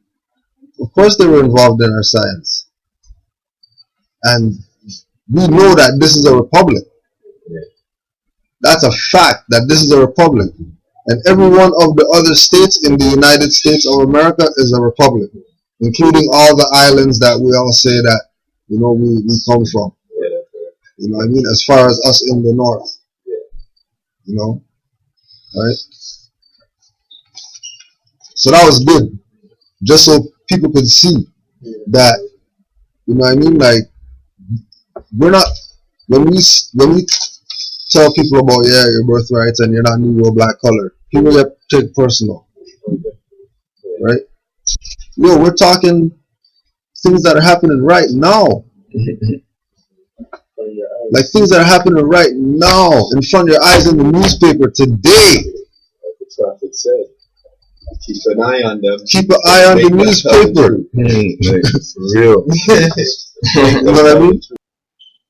Worrying about the American nation, which is a Republican form of government, worrying about Ontario, Canada, or where he live at, which is under the Queen of England, that they always trying to say that we under. They under the Queen of England almost for a fact. Derive their power and authority from the Queen of England, but he worrying about a country that broke. You follow what I'm saying? You never hear him talk. Canada and the United States share the longest, straightest, possibly boringest border in the world, but look closer and there's plenty of bizarreness to be found. While these sister nations get along fairly well, they both want to make it really clear whose side of the continent is whose, and they've done this by carving a 20-foot wide space along the border, all 5,500 miles of it. With the exception of the rare New England town that predates national borders or the odd airport that needed expanding, this space is the no-touching zone between the countries, and they're super serious about keeping it clear. It matters not if the no-touching zone runs through hundreds of miles of virtually uninhabited Alaskan Yukon wilderness, those border trees will not stand. Which might make you think this must be the longest, straightest deforested place in the world, but it isn't. Deforested, yes, but straight, not at all. Sure, it looks straight on a map, and the treaties establishing the lines say it's straight, but in the real world, the official border is 900 lines that zigzag from the horizontal by as much as several hundred feet. How did this happen? Well, imagine you're back in North America in the 1800s. The 49th parallel, one of those horizontal lines you see on a globe, has just been set as the national boundary, and it's your job to make it real. You are handed a compass and a ball of string and told to carefully mark off the next 2/3 of a continent. Don't mind that uncharted wilderness in your way, just keep the line straight. Yeah, good luck with that. The men who surveyed the land did the best they could and built over 900 monuments. They're in about as straight a line as you could expect a pre-GPS civilization to make, but it's not the kind of spherical planar intersection that would bring a mathematician joy. Nonetheless, these monuments define the border, and the no-touching zone plays connect the dots with them. Oh, and while there are about 900 markers along this section of the border, there are about 8,000 in total that define the shape of the nations. Despite this massive project, Canada and the United States still have disputed territory. There's a series of islands in the Atlantic that the United States claims are part of Maine, and Canada claims are part of New Brunswick. Canada, assuming the islands are hers, built a lighthouse on one of them, and the United States, assuming the islands are hers, pretends the lighthouse doesn't exist. It's not a huge problem, as the argument is mostly over tourists who want to see puffins and fishermen who want to catch lobsters, but let's hope the disagreement gets resolved before someone finds oil under that lighthouse. Even the non-disputed territory has a few notably weird spots, such as this tick of the border upward into Canada. Canada. Zoom in and it gets stranger as the border isn't over solid land but runs through a lake to cut off a bit of Canada before diving back down to the US. This spot is home to about 100 Americans and is a perfect example of how border irregularities are born. Back in 1783, when the victorious Americans were negotiating with the British, who controlled what would one day be Canada, they needed a map, and this map was the best available at the time. While the East Coast looks pretty good, the wester it goes, the sparser it gets. Under negotiation was the edge of what would one day be Minnesota and Manitoba, but unfortunately that area was hidden underneath an inset on the map, so the Americans and the British were bordering blind. Seriously. They guessed the border should start from the northwestern part of this lake and go in a horizontal line until it crossed the Mississippi, somewhere. But somewhere turned out to be nowhere, as the mighty Mississippi stopped short of that line, which left the border vague until 35 years later when a second round of negotiations established the aforementioned 49th parallel. But there was still a problem, as the lake mentioned earlier was both higher and less circular than first thought, putting its northwesterly point here, so the existing border had to jump up to meet it and then drop straight down to the 49th, awkwardly cutting off a bit of Canada before heading west to the remainder of the continent. And it turns out you can't just draw a straight-ish line for hundreds of miles without causing a few more problems. One of which was luckily spotted in advance, Vancouver Island, which the 49th would have sliced through, but both sides agreed that would be dumb, so the border swoops around the island. However, next door to Vancouver Island is Point Roberts, which went unnoticed, and thus today the border blithely cuts across. It's a nice little town home to over 1,000 Americans, but has only a primary school, so its older kids have to cross international borders 4 times a day to go to school in their own state. In a pleasing symmetry, the East Coast has the exact opposite situation, with a Canadian island whose only land route is a bridge from the United States. And these two aren't the only places where each country contains a bit of the other. There are several more, easily spotted in satellite photos by the no-touching zone. Regardless of if the land in question is just an uninhabited strip in the middle of a lake in the middle of nowhere, the border between these sister nations must remain clearly marked. Hello Internet. If you're a super map geek like me, you can click on the link on the side and you can go to my website and download a Google Earth file that I put together that contains all 8,000 markers for the official border between Canada and the United States. It makes for some pretty interesting Google Earth browsing if you're the kind of person who's really interested in that sort of thing. Anyway, it's there if you want it, so go nuts.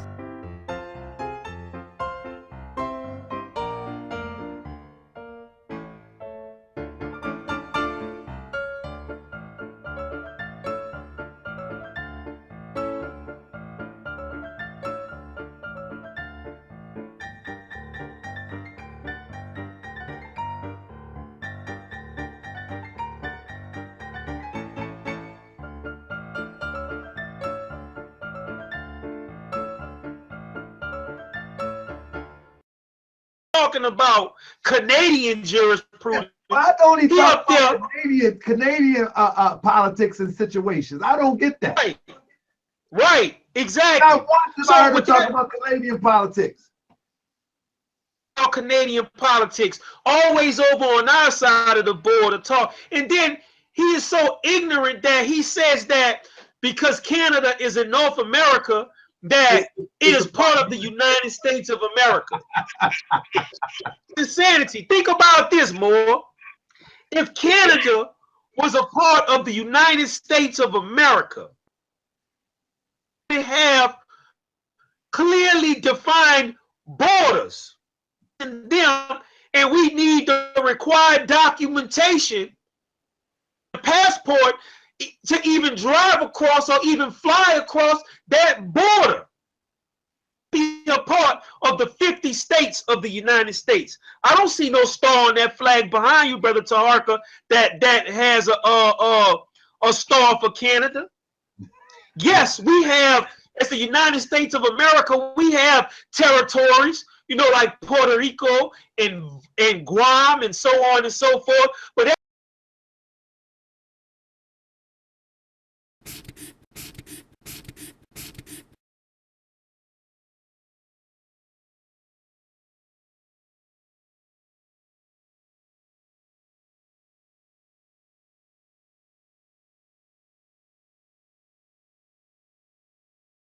Puerto Rico is not even in the biggest list of priorities to the US. And for Puerto Ricans, we have always been expecting, fantasizing that we will at some point have the interest of Americans. July 4th, 1776. 13 colonies stood up against the British Empire and declared their independence. On the Declaration of Independence, they wrote that all men are created equal, with certain unalienable rights, that amongst these are life, liberty, and the pursuit of happiness. That to secure these rights, governments are instituted among men, deriving their just powers from the consent of the governed. That whenever any form of government becomes destructive of these ends, it is the right of the people to alter or abolish it, and to institute new government. In the document, the colonies accused the British Empire of cutting off our trade with all parts of the world, and for imposing taxes on us without our consent. The 13 colonies fought and won their independence, creating a new form of government. The United States of America, along with the stars in its flag, have evolved and expanded several times in its history. In 1898, 122 years after declaring its independence and refuting colonialism, the United States invaded Puerto Rico as part of the Spanish-American War.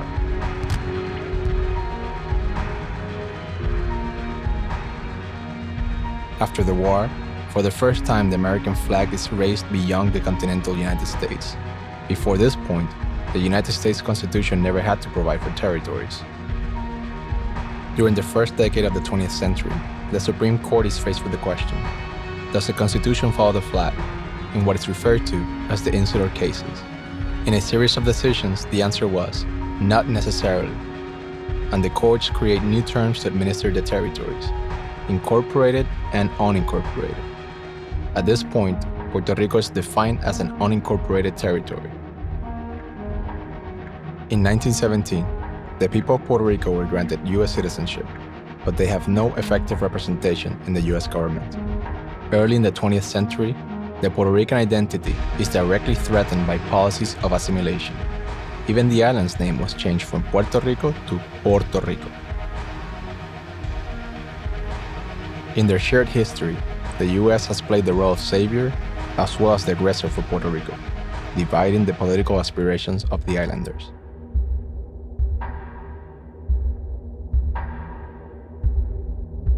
During the first half of the 20th century, there were many attempts to decolonize Puerto Rico in the direction of independence, but independence efforts in Puerto Rico by violent means were unsuccessful.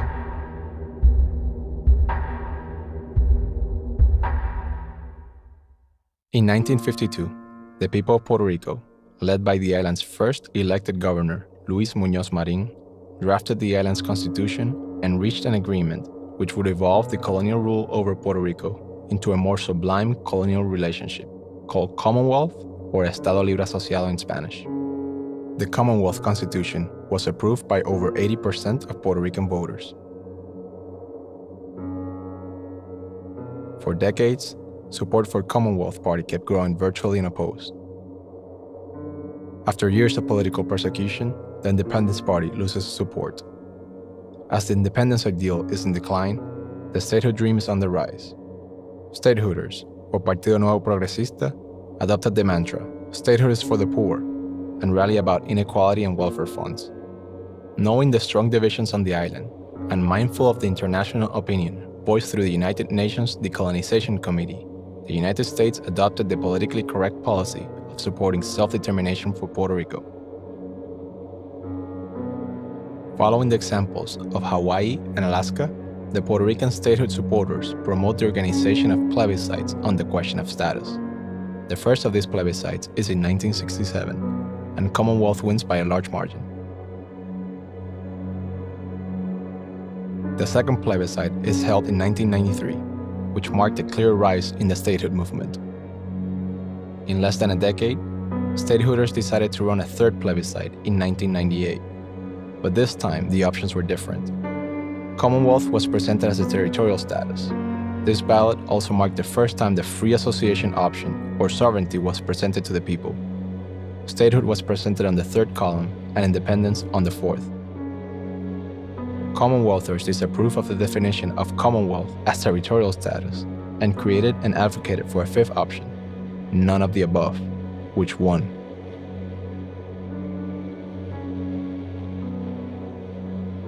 In 2012, Republican governor and statehood supporter Luis Fortuño passed a bill to celebrate the fourth plebiscite in the island's history.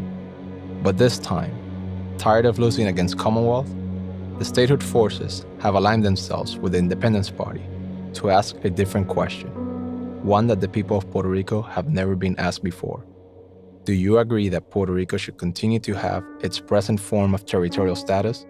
Yes or no?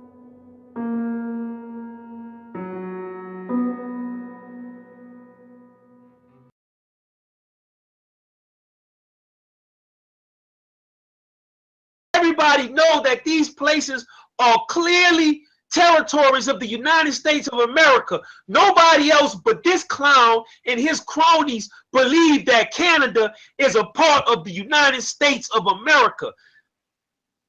Fans, think about what y'all saying, listening to. It's insane. This is insanity. Talk about something else. I don't have it in my possession. I wish I did.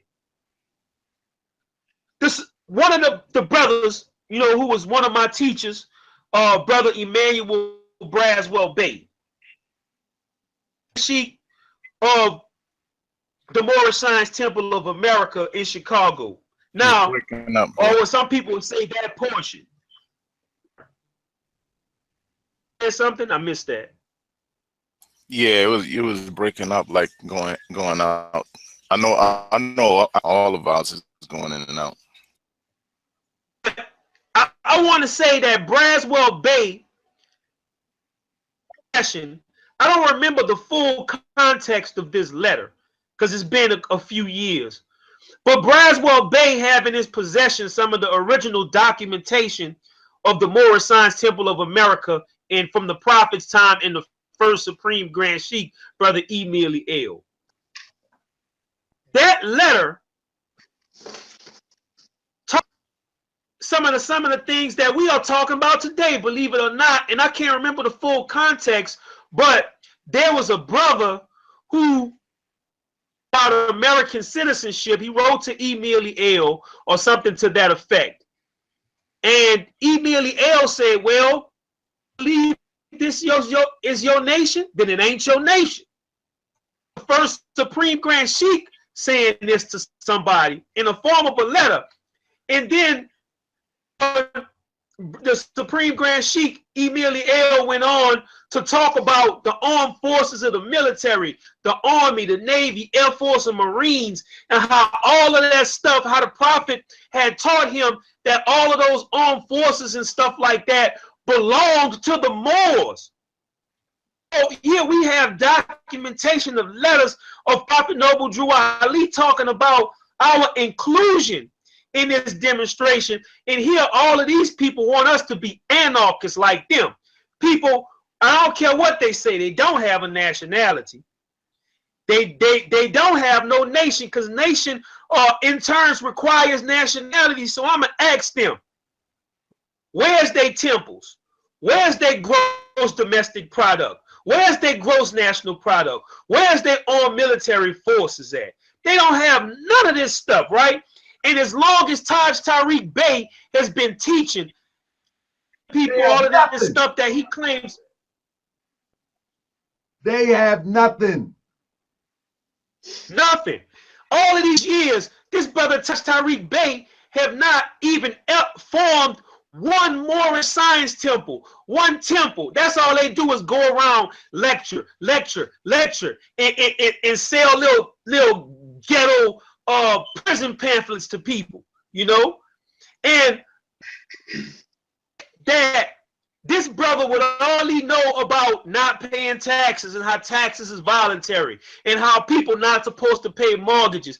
Man, this man should have so much money in his own personal bank account that he should be able to resurrect and flip the bill for the nation on his own. Him and whatever cronies out there and breakoffs that are representing this stuff.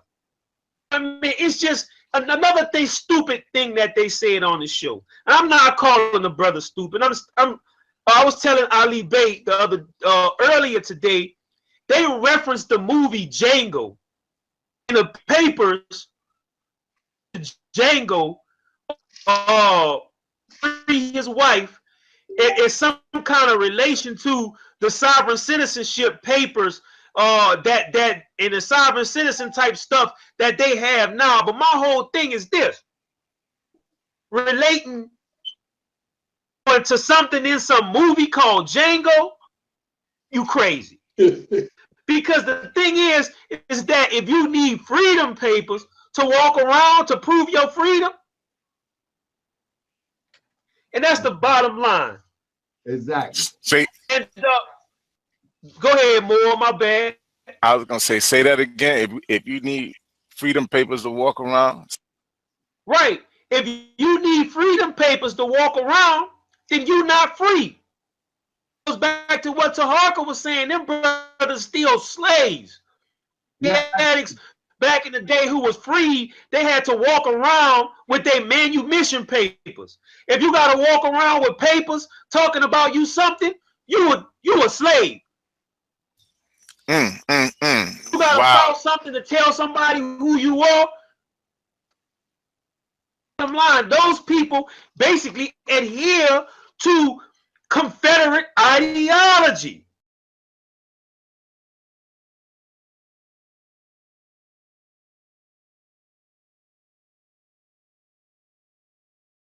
But in the traffic acts, it's going to tell you, you know, driver, somebody behind the wheel, and we're going to tell you the fraud, because you know, because they're acting. So really, you're. So what would you say you were doing? You weren't driving. You were traveling. I was traveling. I was a traveler. I was a guest. Traveling. Really he wasn't behind the wheel. I wasn't behind the wheel. I was a guest. You know what I mean? I was traveling with my virgin in his private conveyance. I was just a guest. We're trained from day one. For real though. That's what they do. And that's why when you're driving, you're supposed to say you're like traveling. Yeah, you're a traveler, but we all know how that goes, man. Because I did that, and that's what I said. I did that when I especially green did the traveler thing. Went to the bin. Like they arrest you, they kidnap you, depending on your frequency. I was green, so I was more like experimenting rather than being who I know. Like now I know who I am. So that situation was light. You know what I mean? Before when I was experimenting, which is exactly what it was, that wasn't what I knew. I got kidnapped twice. Yo, so what happened with that one? How did it go wrong? Because you could learn a lot more from mistakes.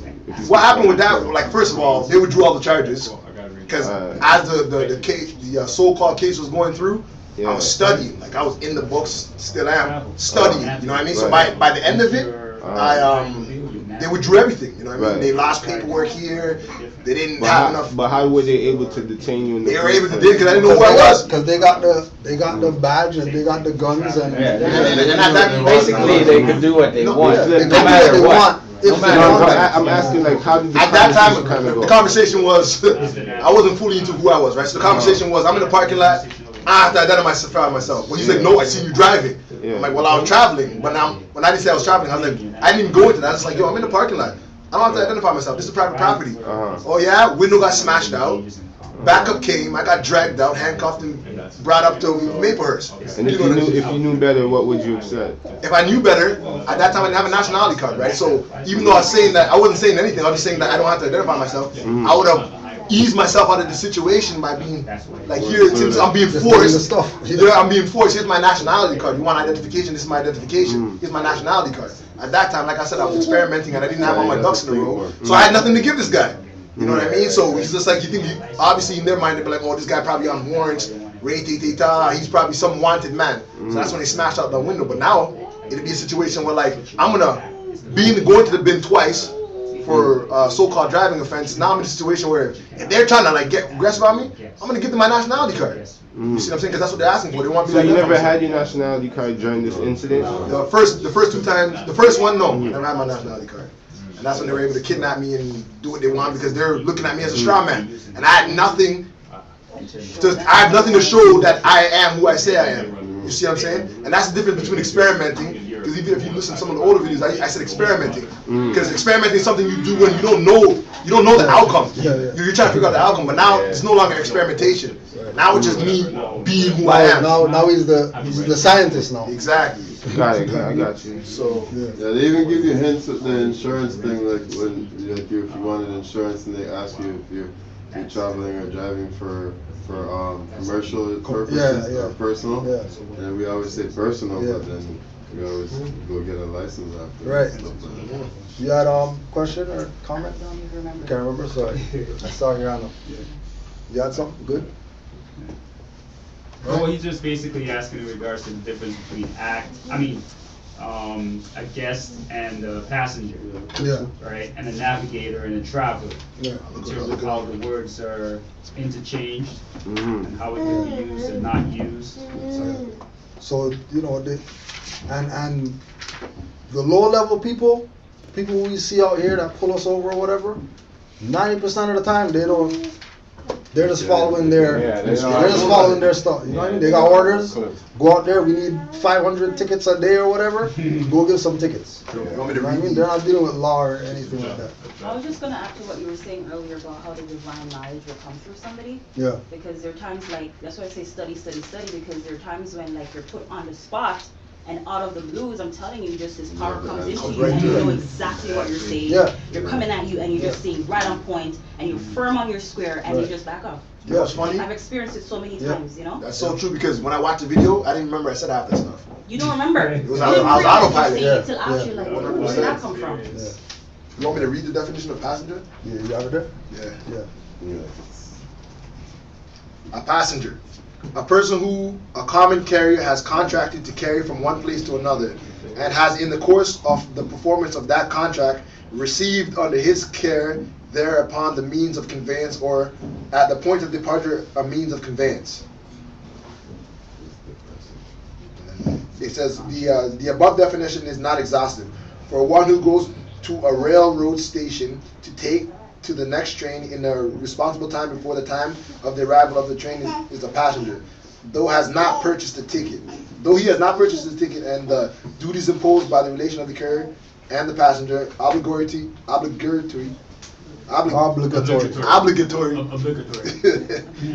on the railroad. So basically, right. So now they're like when we hear passenger, we just automatically think anybody sitting in the seat, not the driver. Exactly. But then they break it down further, saying, well, hold on a second, let's not even talk about cars and whatever like that. Let's talk about railway. Let's talk about taking a train from somewhere. Let's talk about going on a bus. Let's talk about, you know what I mean, things that we can relate more to being a passenger. You know what I mean? Paying, having a charge, or contracting somebody. You know, taxi cab. Yeah, there's a fee involved. Where there's some type of fee involved. You know, some type of transfer of you know, fiat. Whatever, energy, fiat, or whatever like that, in order to provide some type of service. The bottom, this is a good one in regards to passenger, because it answers his question, because it says one carried for hire or reward as distinguished from a guest who is one carried graciously, that is without any financial return except such slight benefit as customary as part of the ordinary courtesy of the road. So that tells you right there that a passenger pays and a guest is being carried courteously with his friend. Yeah. So when you say you're a guest, you're saying that the person that you're traveling with isn't the driver. Yeah, isn't the driver. See what I'm saying? And that's in the definition of passenger. It says passenger and guest is distinguishable. It cannot be the same. Right. And the OPP didn't let that be known, but that's really what they were doing when he started talking. Then they didn't worry about the driver, whether he had stuff or not. It was irrelevant. They just dealt with the individual who was competent to talk, right?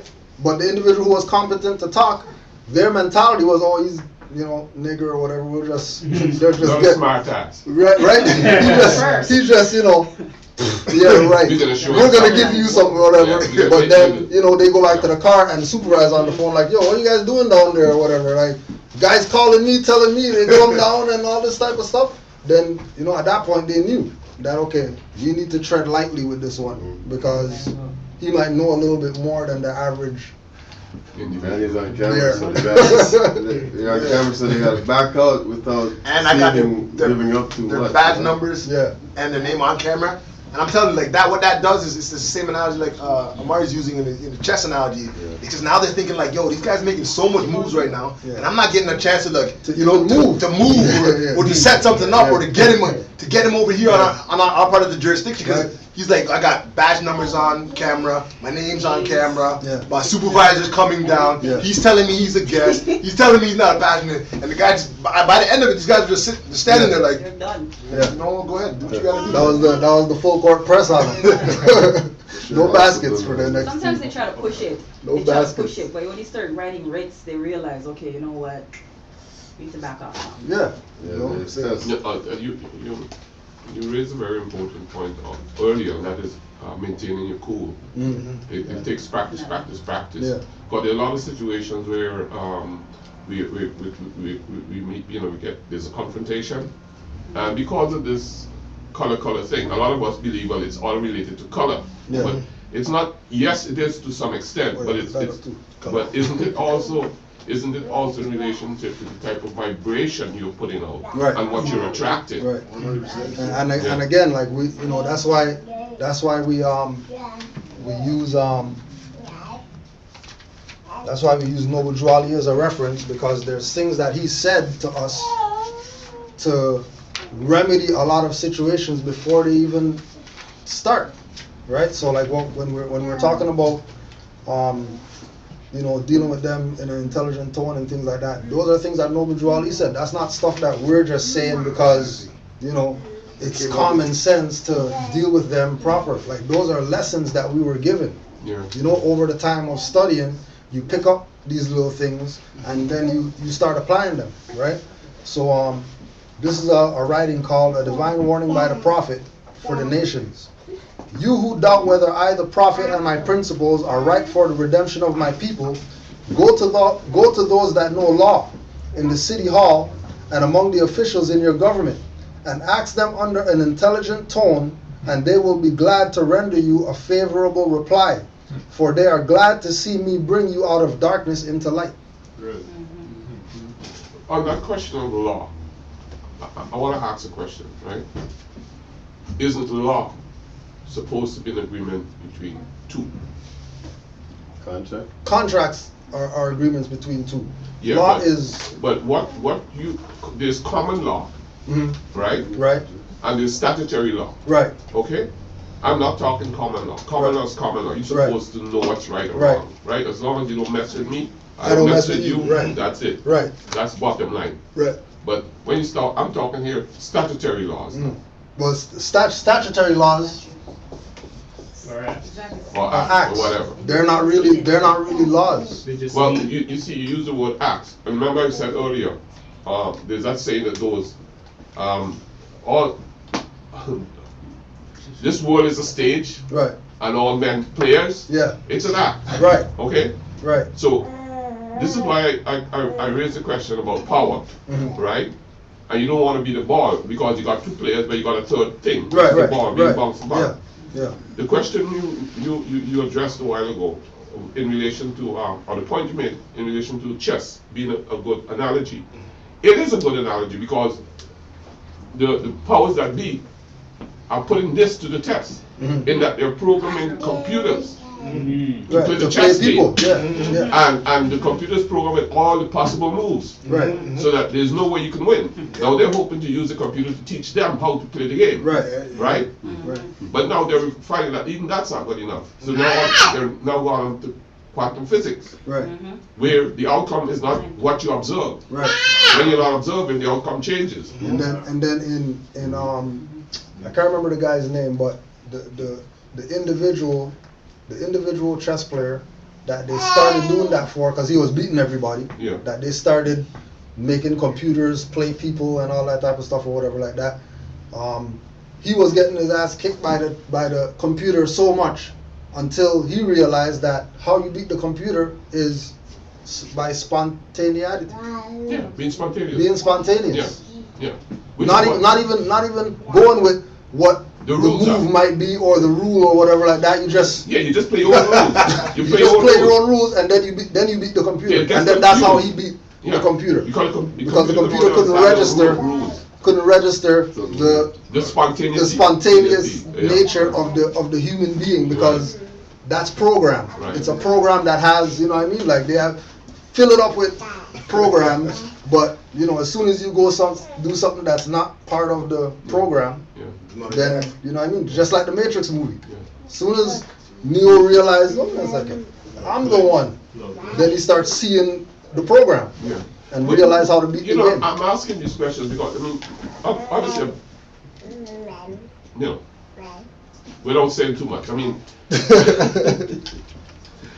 well, the other thing too is this, and this is something we could set our own rules, right? But what I find to be the greatest weapon we can have is maintaining humility, no matter what the situation is. No matter how a person confronts you, if you can remain calm and not let it get to you, and that you beat them right there, right? If they ask you to do something, you do it. If it's not going to violate you in any way, just for the peace, right? Because they need that energy of conflict, right? To feed on. To feed, So if they don't have that, there's nothing to feed. They just let them go. Exactly. And they fall in the That's just like with his first situation, right? That after they bust the window and all that stuff, right?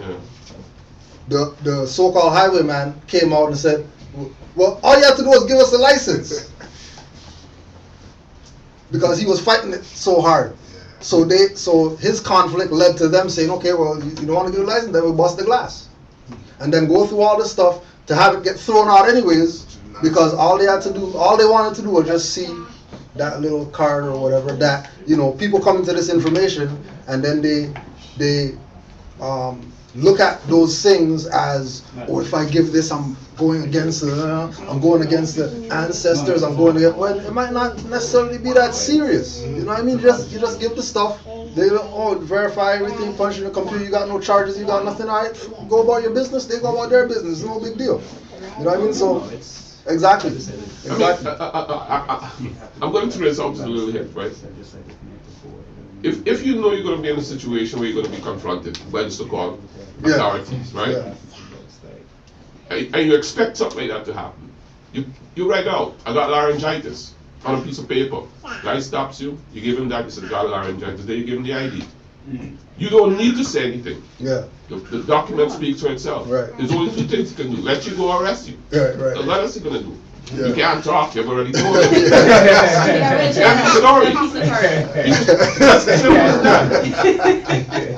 You know, keep it simple. It's called KISS. Keep it simple. Keep it simple, stupid. But it's funny because that's in line with what we're doing anyway with our paperwork. You know what I mean? Our paperwork does the talking for us. Just put a piece of paperwork today. Read that. You know, you want to say nothing. Give him that. As funny as it is, that's a writ. Really and truly, He's going to tell you.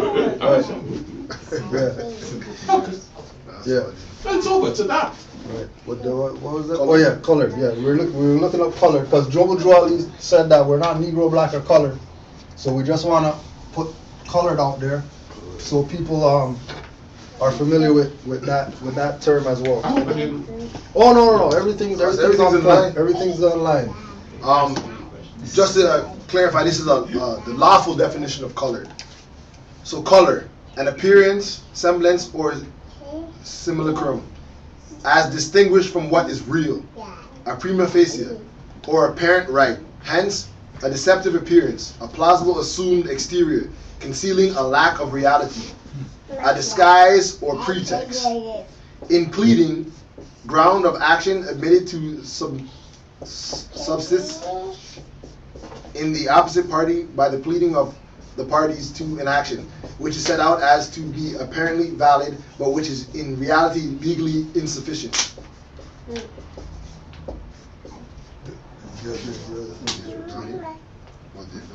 This part here, that's what's misgifted.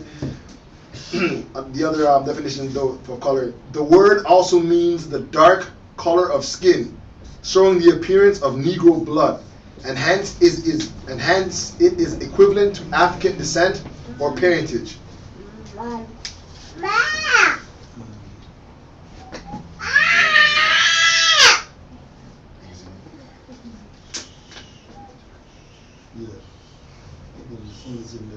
Okay. A term of ancient rhetoricians and early adopted into the language of pleading. It was an apparent prima facie right, and the meaning of the rule that the pleading in confession and avoidance should give color was that they should confess the matter adversely alleged to such an extent, at least, as to admit some apparent right in the opposite party, which required to be encountered and avoided by the allegation of a new matter. Color was either expressed, i.e. inserted in the pleading, or implied, which was naturally inherent in structure of the pleading.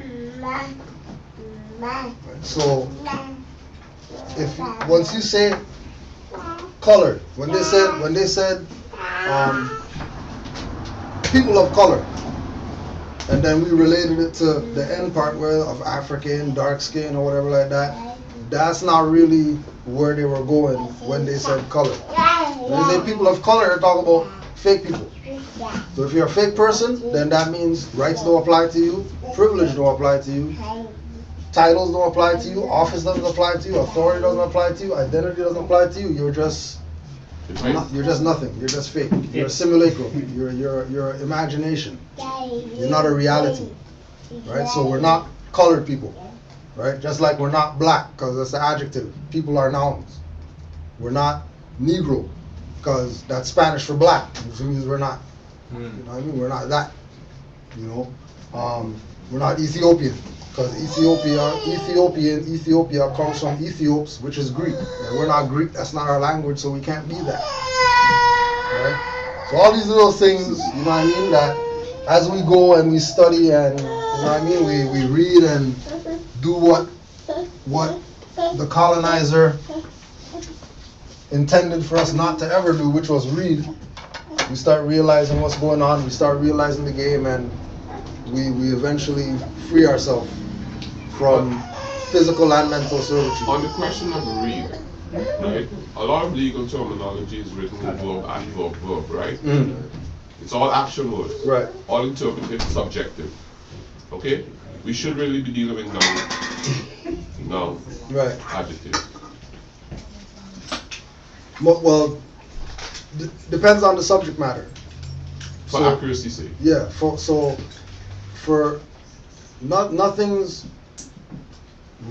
Nothing's wrong with words from the 8 parts of speech once we're dealing with the denotative meaning. As soon as we go connotative, that's when we're getting into where you're talking about, well, we got to watch what we say and can't use certain words or whatever, because the connotative meaning is what throws everything off. Yeah. This is why I raised the point on contract as in regards to, in reference to the acts. To the acts. The acts, yeah. As opposed to common law. Yeah. Right? Because common law, everybody understands common law. Right. Right. But not everybody knows the acts. Right. Which could be a million of them out there. Yeah, which there are a million of them out there. Right. But then again, ownership of your property. Again, a lot of people think property means having a piece of acre out there. Right. But ownership, when I say ownership of my property, I'm talking about this here. Right. The self. Get ownership of this. Yeah. Right? Now that is something you can do in their system in regards to getting legal title of yourself. Right? If nobody claims you can claim you, and just like you put a stake out there and you live there for a certain number of years, nobody claims you take ownership. And for dark-skinned people of African descent, that claiming our title is nationality. And that's what Moors must be made to know, because it's a psychological attack on our people, because our people have a lot of fear in them. Our people have a lot of fear. I don't want to get hurt. I don't want to get incarcerated. I don't want to have these. I don't want to be able to. I don't want to be denied certain business opportunities by being called a radical, political, sovereign type of person. You follow what I'm saying? That's what the attempt was made on me when they wrote that article, because I was so surprised. I was so surprised, like I told you before a few months ago. I've never been charged with a crime in my life. Never been arrested. But they put me inside of a magazine that also featured people like that Blind Sheikh that tried to blow up the 9/11 building the first time. They put me in the magazine with all kinds of lunatics. You know what I'm saying? And all of this because we're teaching our people their nationality.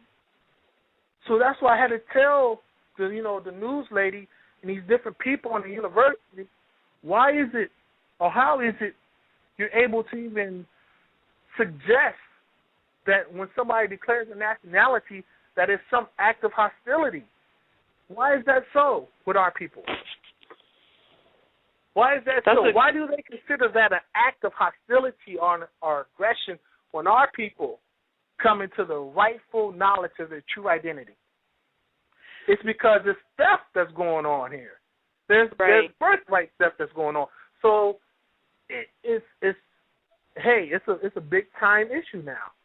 Like I told you a few months ago, it's the equivalent to if you had a burglar break into your house, right? And the burglar's upstairs in the master bedroom.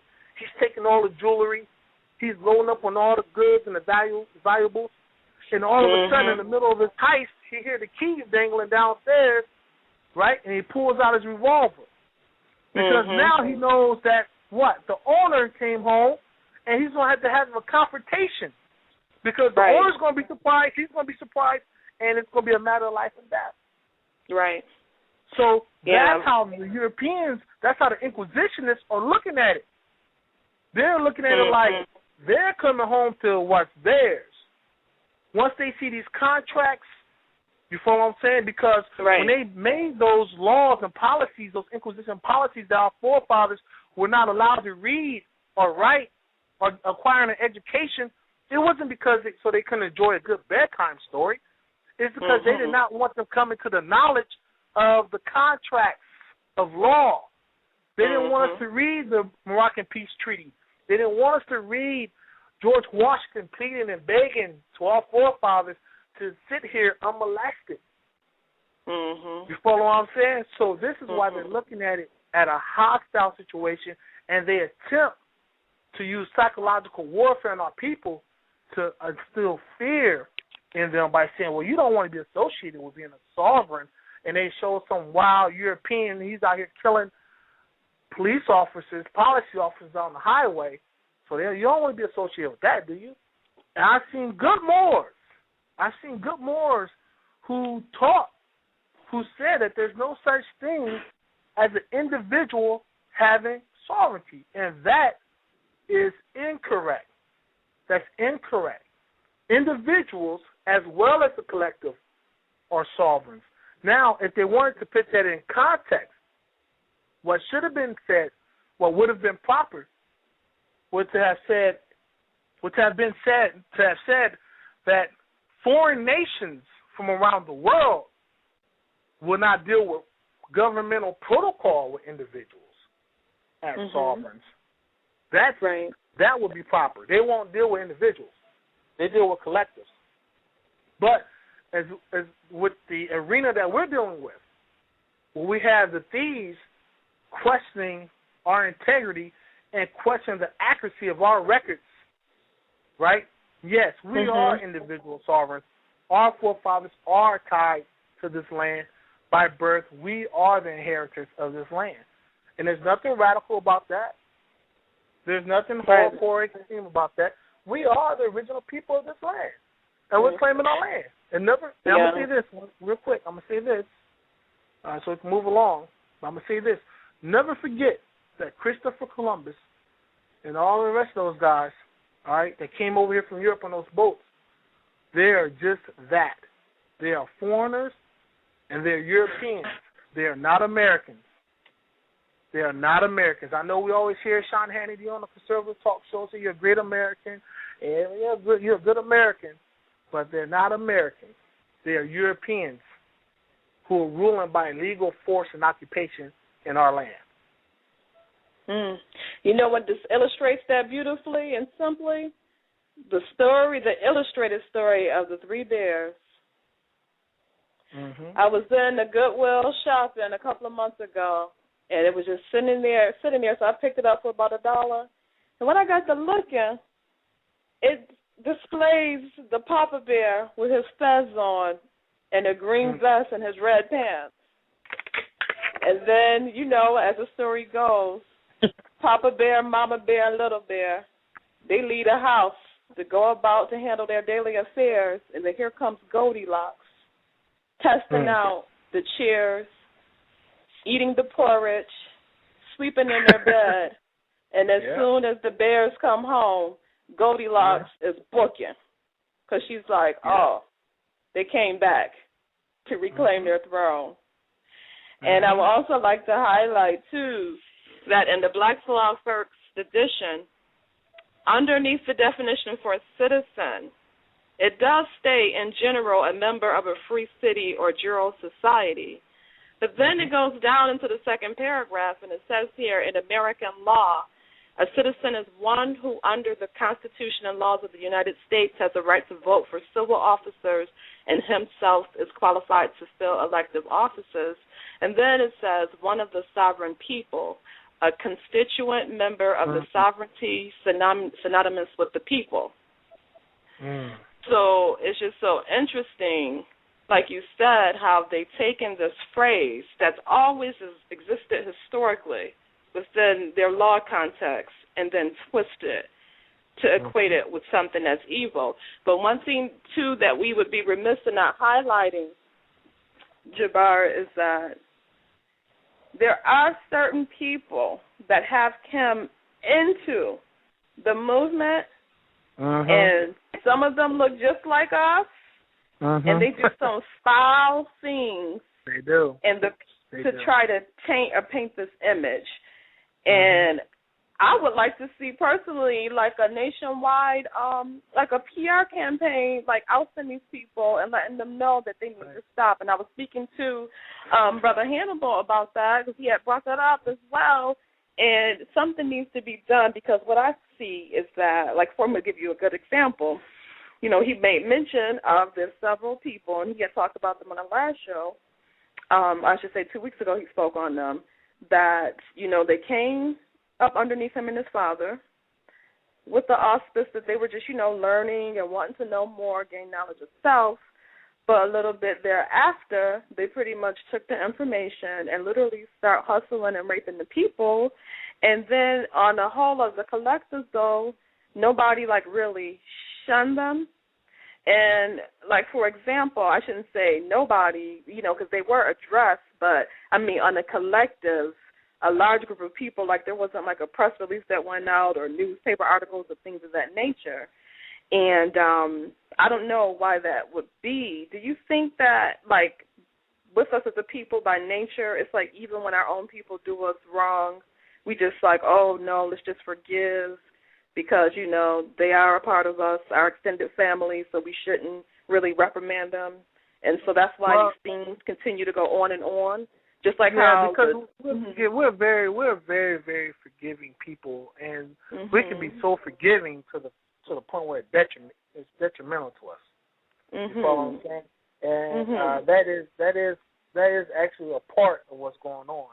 But you know, our people, you know, the Holy Prophet Noble Drew Ali said, our people are very dangerous people. You know, and that's true.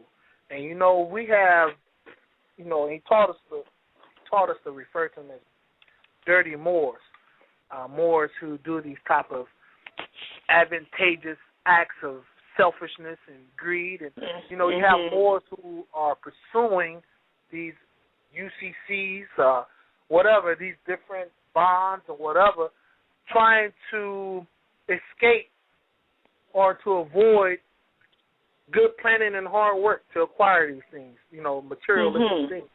You follow what I'm saying? You know, I have so many Moors that approach me just to talk about taxes right at the gate. You know, no inquiry to who Noble Drew Ali is, no inquiry to the moral precepts and foundation of the movement. They want to know how can they save a buck.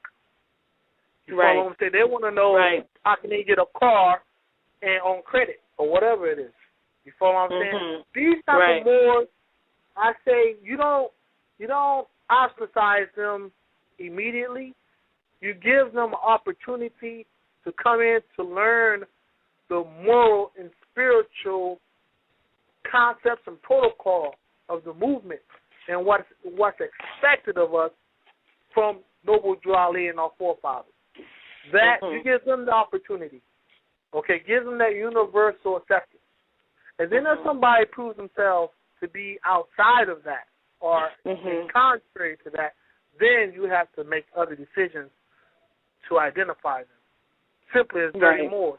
But yeah, we got Moors who come, a lot of Moors. Part of that controversy that we had here up in Fort Wayne was, some of our good Puerto Rican, Moorish brothers from Chicago, they came and ignited some of that controversy.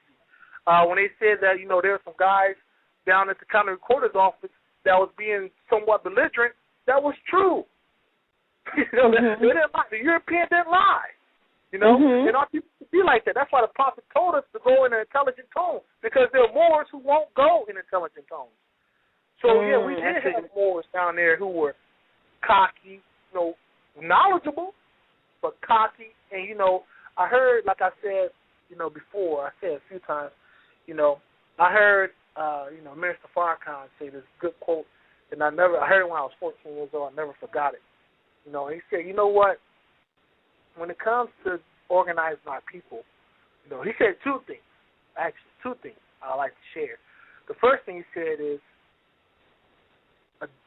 he said an organized lie is more successful than disorganized truth. He said an organized lie is more successful than disorganized truth. But the second thing I was about to do, really the main thing I want to say is that talking about people being belligerent with the truth and everything, the prophets, Mr. Farrakhan said that if you whisper the truth, it's loud enough. The truth doesn't have to be yelled or anything like that. If you was getting a medical exam and the doctor came came back with your results in the room, you shut the door behind him, if he whispers to you, hey, you have cancer, you got about 2 months to live, it's going to hit you just as hard as if he yelled it. You know what I'm saying? So exactly. There's no need for Moors to be, belligerent and loud and disrespectful. There's no need for that. So, there's a lot of Moors who are being selfish in this movement. Some people are coming to the movement with not good intentions or sincere intentions. You follow what I'm saying? They don't know the Moorish American prayer, but they'll run down those UCCs to you.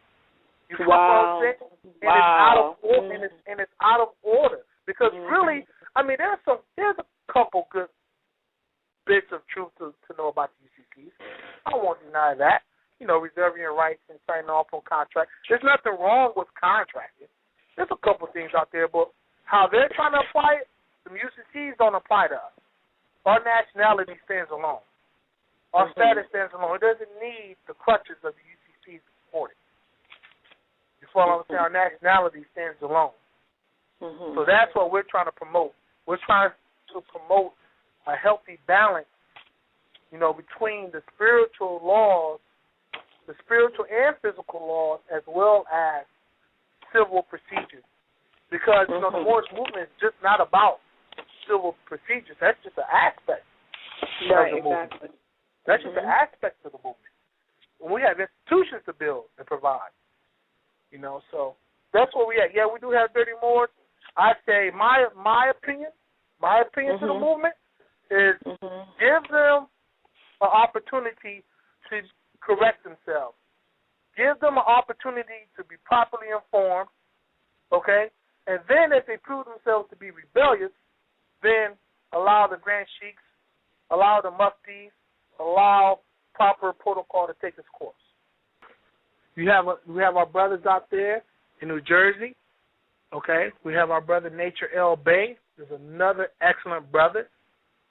We have a lot of good active Moors where you can go to get information, to learn. These Moors would be more than happy, I'm sure, because I haven't met all of them, but I'm sure just from the demonstrations they'd be more than happy to assist any Moor who wants to know more about the history and civil protocol. Those are my recommendations.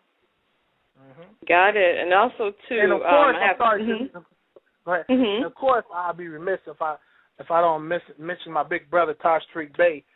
Please go visit, the REGGAE website, and also our cherished elder, Dr. Elihu Pleasant Bey. Visit him at Seven Seals Publications. All right, go ahead, sis. Yes, and I just also wanted to make mention at RV Day Publications, which Ross Mariah does such an excellent job at keeping everything organized and bringing us some, the information in regards to the weekly classes, as well as a slew of books that have been published by her. So you all can go to RV Day Publications, and there's weekly classes that's held in Harlem as well as in Delaware and in Baltimore. You can go and visit that site. That's rvbaypublications.com. Now, a question that came through the chat. One more time, just want to throw one more person out there who's very, very knowledgeable and can assist. Chairman Adar Bey out there in VA from the Holy Temple of Science. That brother in his demonstration, his network, is a good group of Moors to go learn from. And another website is the Moorish Gansu website. We can check out Brother Tariq's website. Just want to put those out there. Go ahead. Can you spell that Kasu for me? Gansu, it's Moorish, then the word Gansu, GANSUL .com. Okay. Okay. Thank you. And we had a question that come in through the chat, and they said that they're confused about so many different factions, and they'd like to know what's the difference between the Moorish Science Temple of America, the Canaanite Temple, and the Moorish Holy Temple of Science. Okay. There's no difference. This is the same movement. This is the same entity, except for you are seeing the different phases that this entity started from. The Canaanite Temple was just when the Holy Prophet first started teaching these truths to our people. Okay, and it was civic. It was dealing with civics. And that even grew into the Moorish Holy Temple of Science, which was still dealing with civics and law, court procedures. It was dealing with, along with the spiritual lessons as well, but it's really teaching our people about their civic redemption according to their nationality. But later on, he later changed it into the Moorish Science Temple to help protect our rights, because things were becoming to a point where Moors were starting to get persecuted, harassed a little bit, and he wanted to secure our ability to communicate these teachings under our religious freedoms. So thus it became chartered out in Illinois as the Moorish Science Temple. But it is still the same mission statement, the same entity, and that's to redeem our people, to teach them their nationality and their birthrights.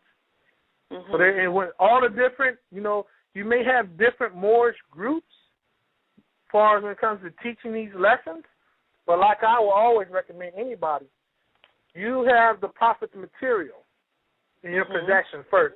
Study the prophet's material first. Get rooted in that first. And then align yourselves with similar like Moors who are willing to do good, who want to go do good for the community, who are honest individuals, who are loving individuals, and who are willing to build something for our children. Get with those Moors. So it doesn't matter what grand body you with. Those are acts of divisiveness. Because Noble Jew Ali told us that there's only one prophet, there's only one temple. So if you follow these laws, it doesn't matter if you're in California, Atlanta, Indiana, New York. It don't matter. Get with the Moors who are following the prophet's law, and you'll be just fine. Got it.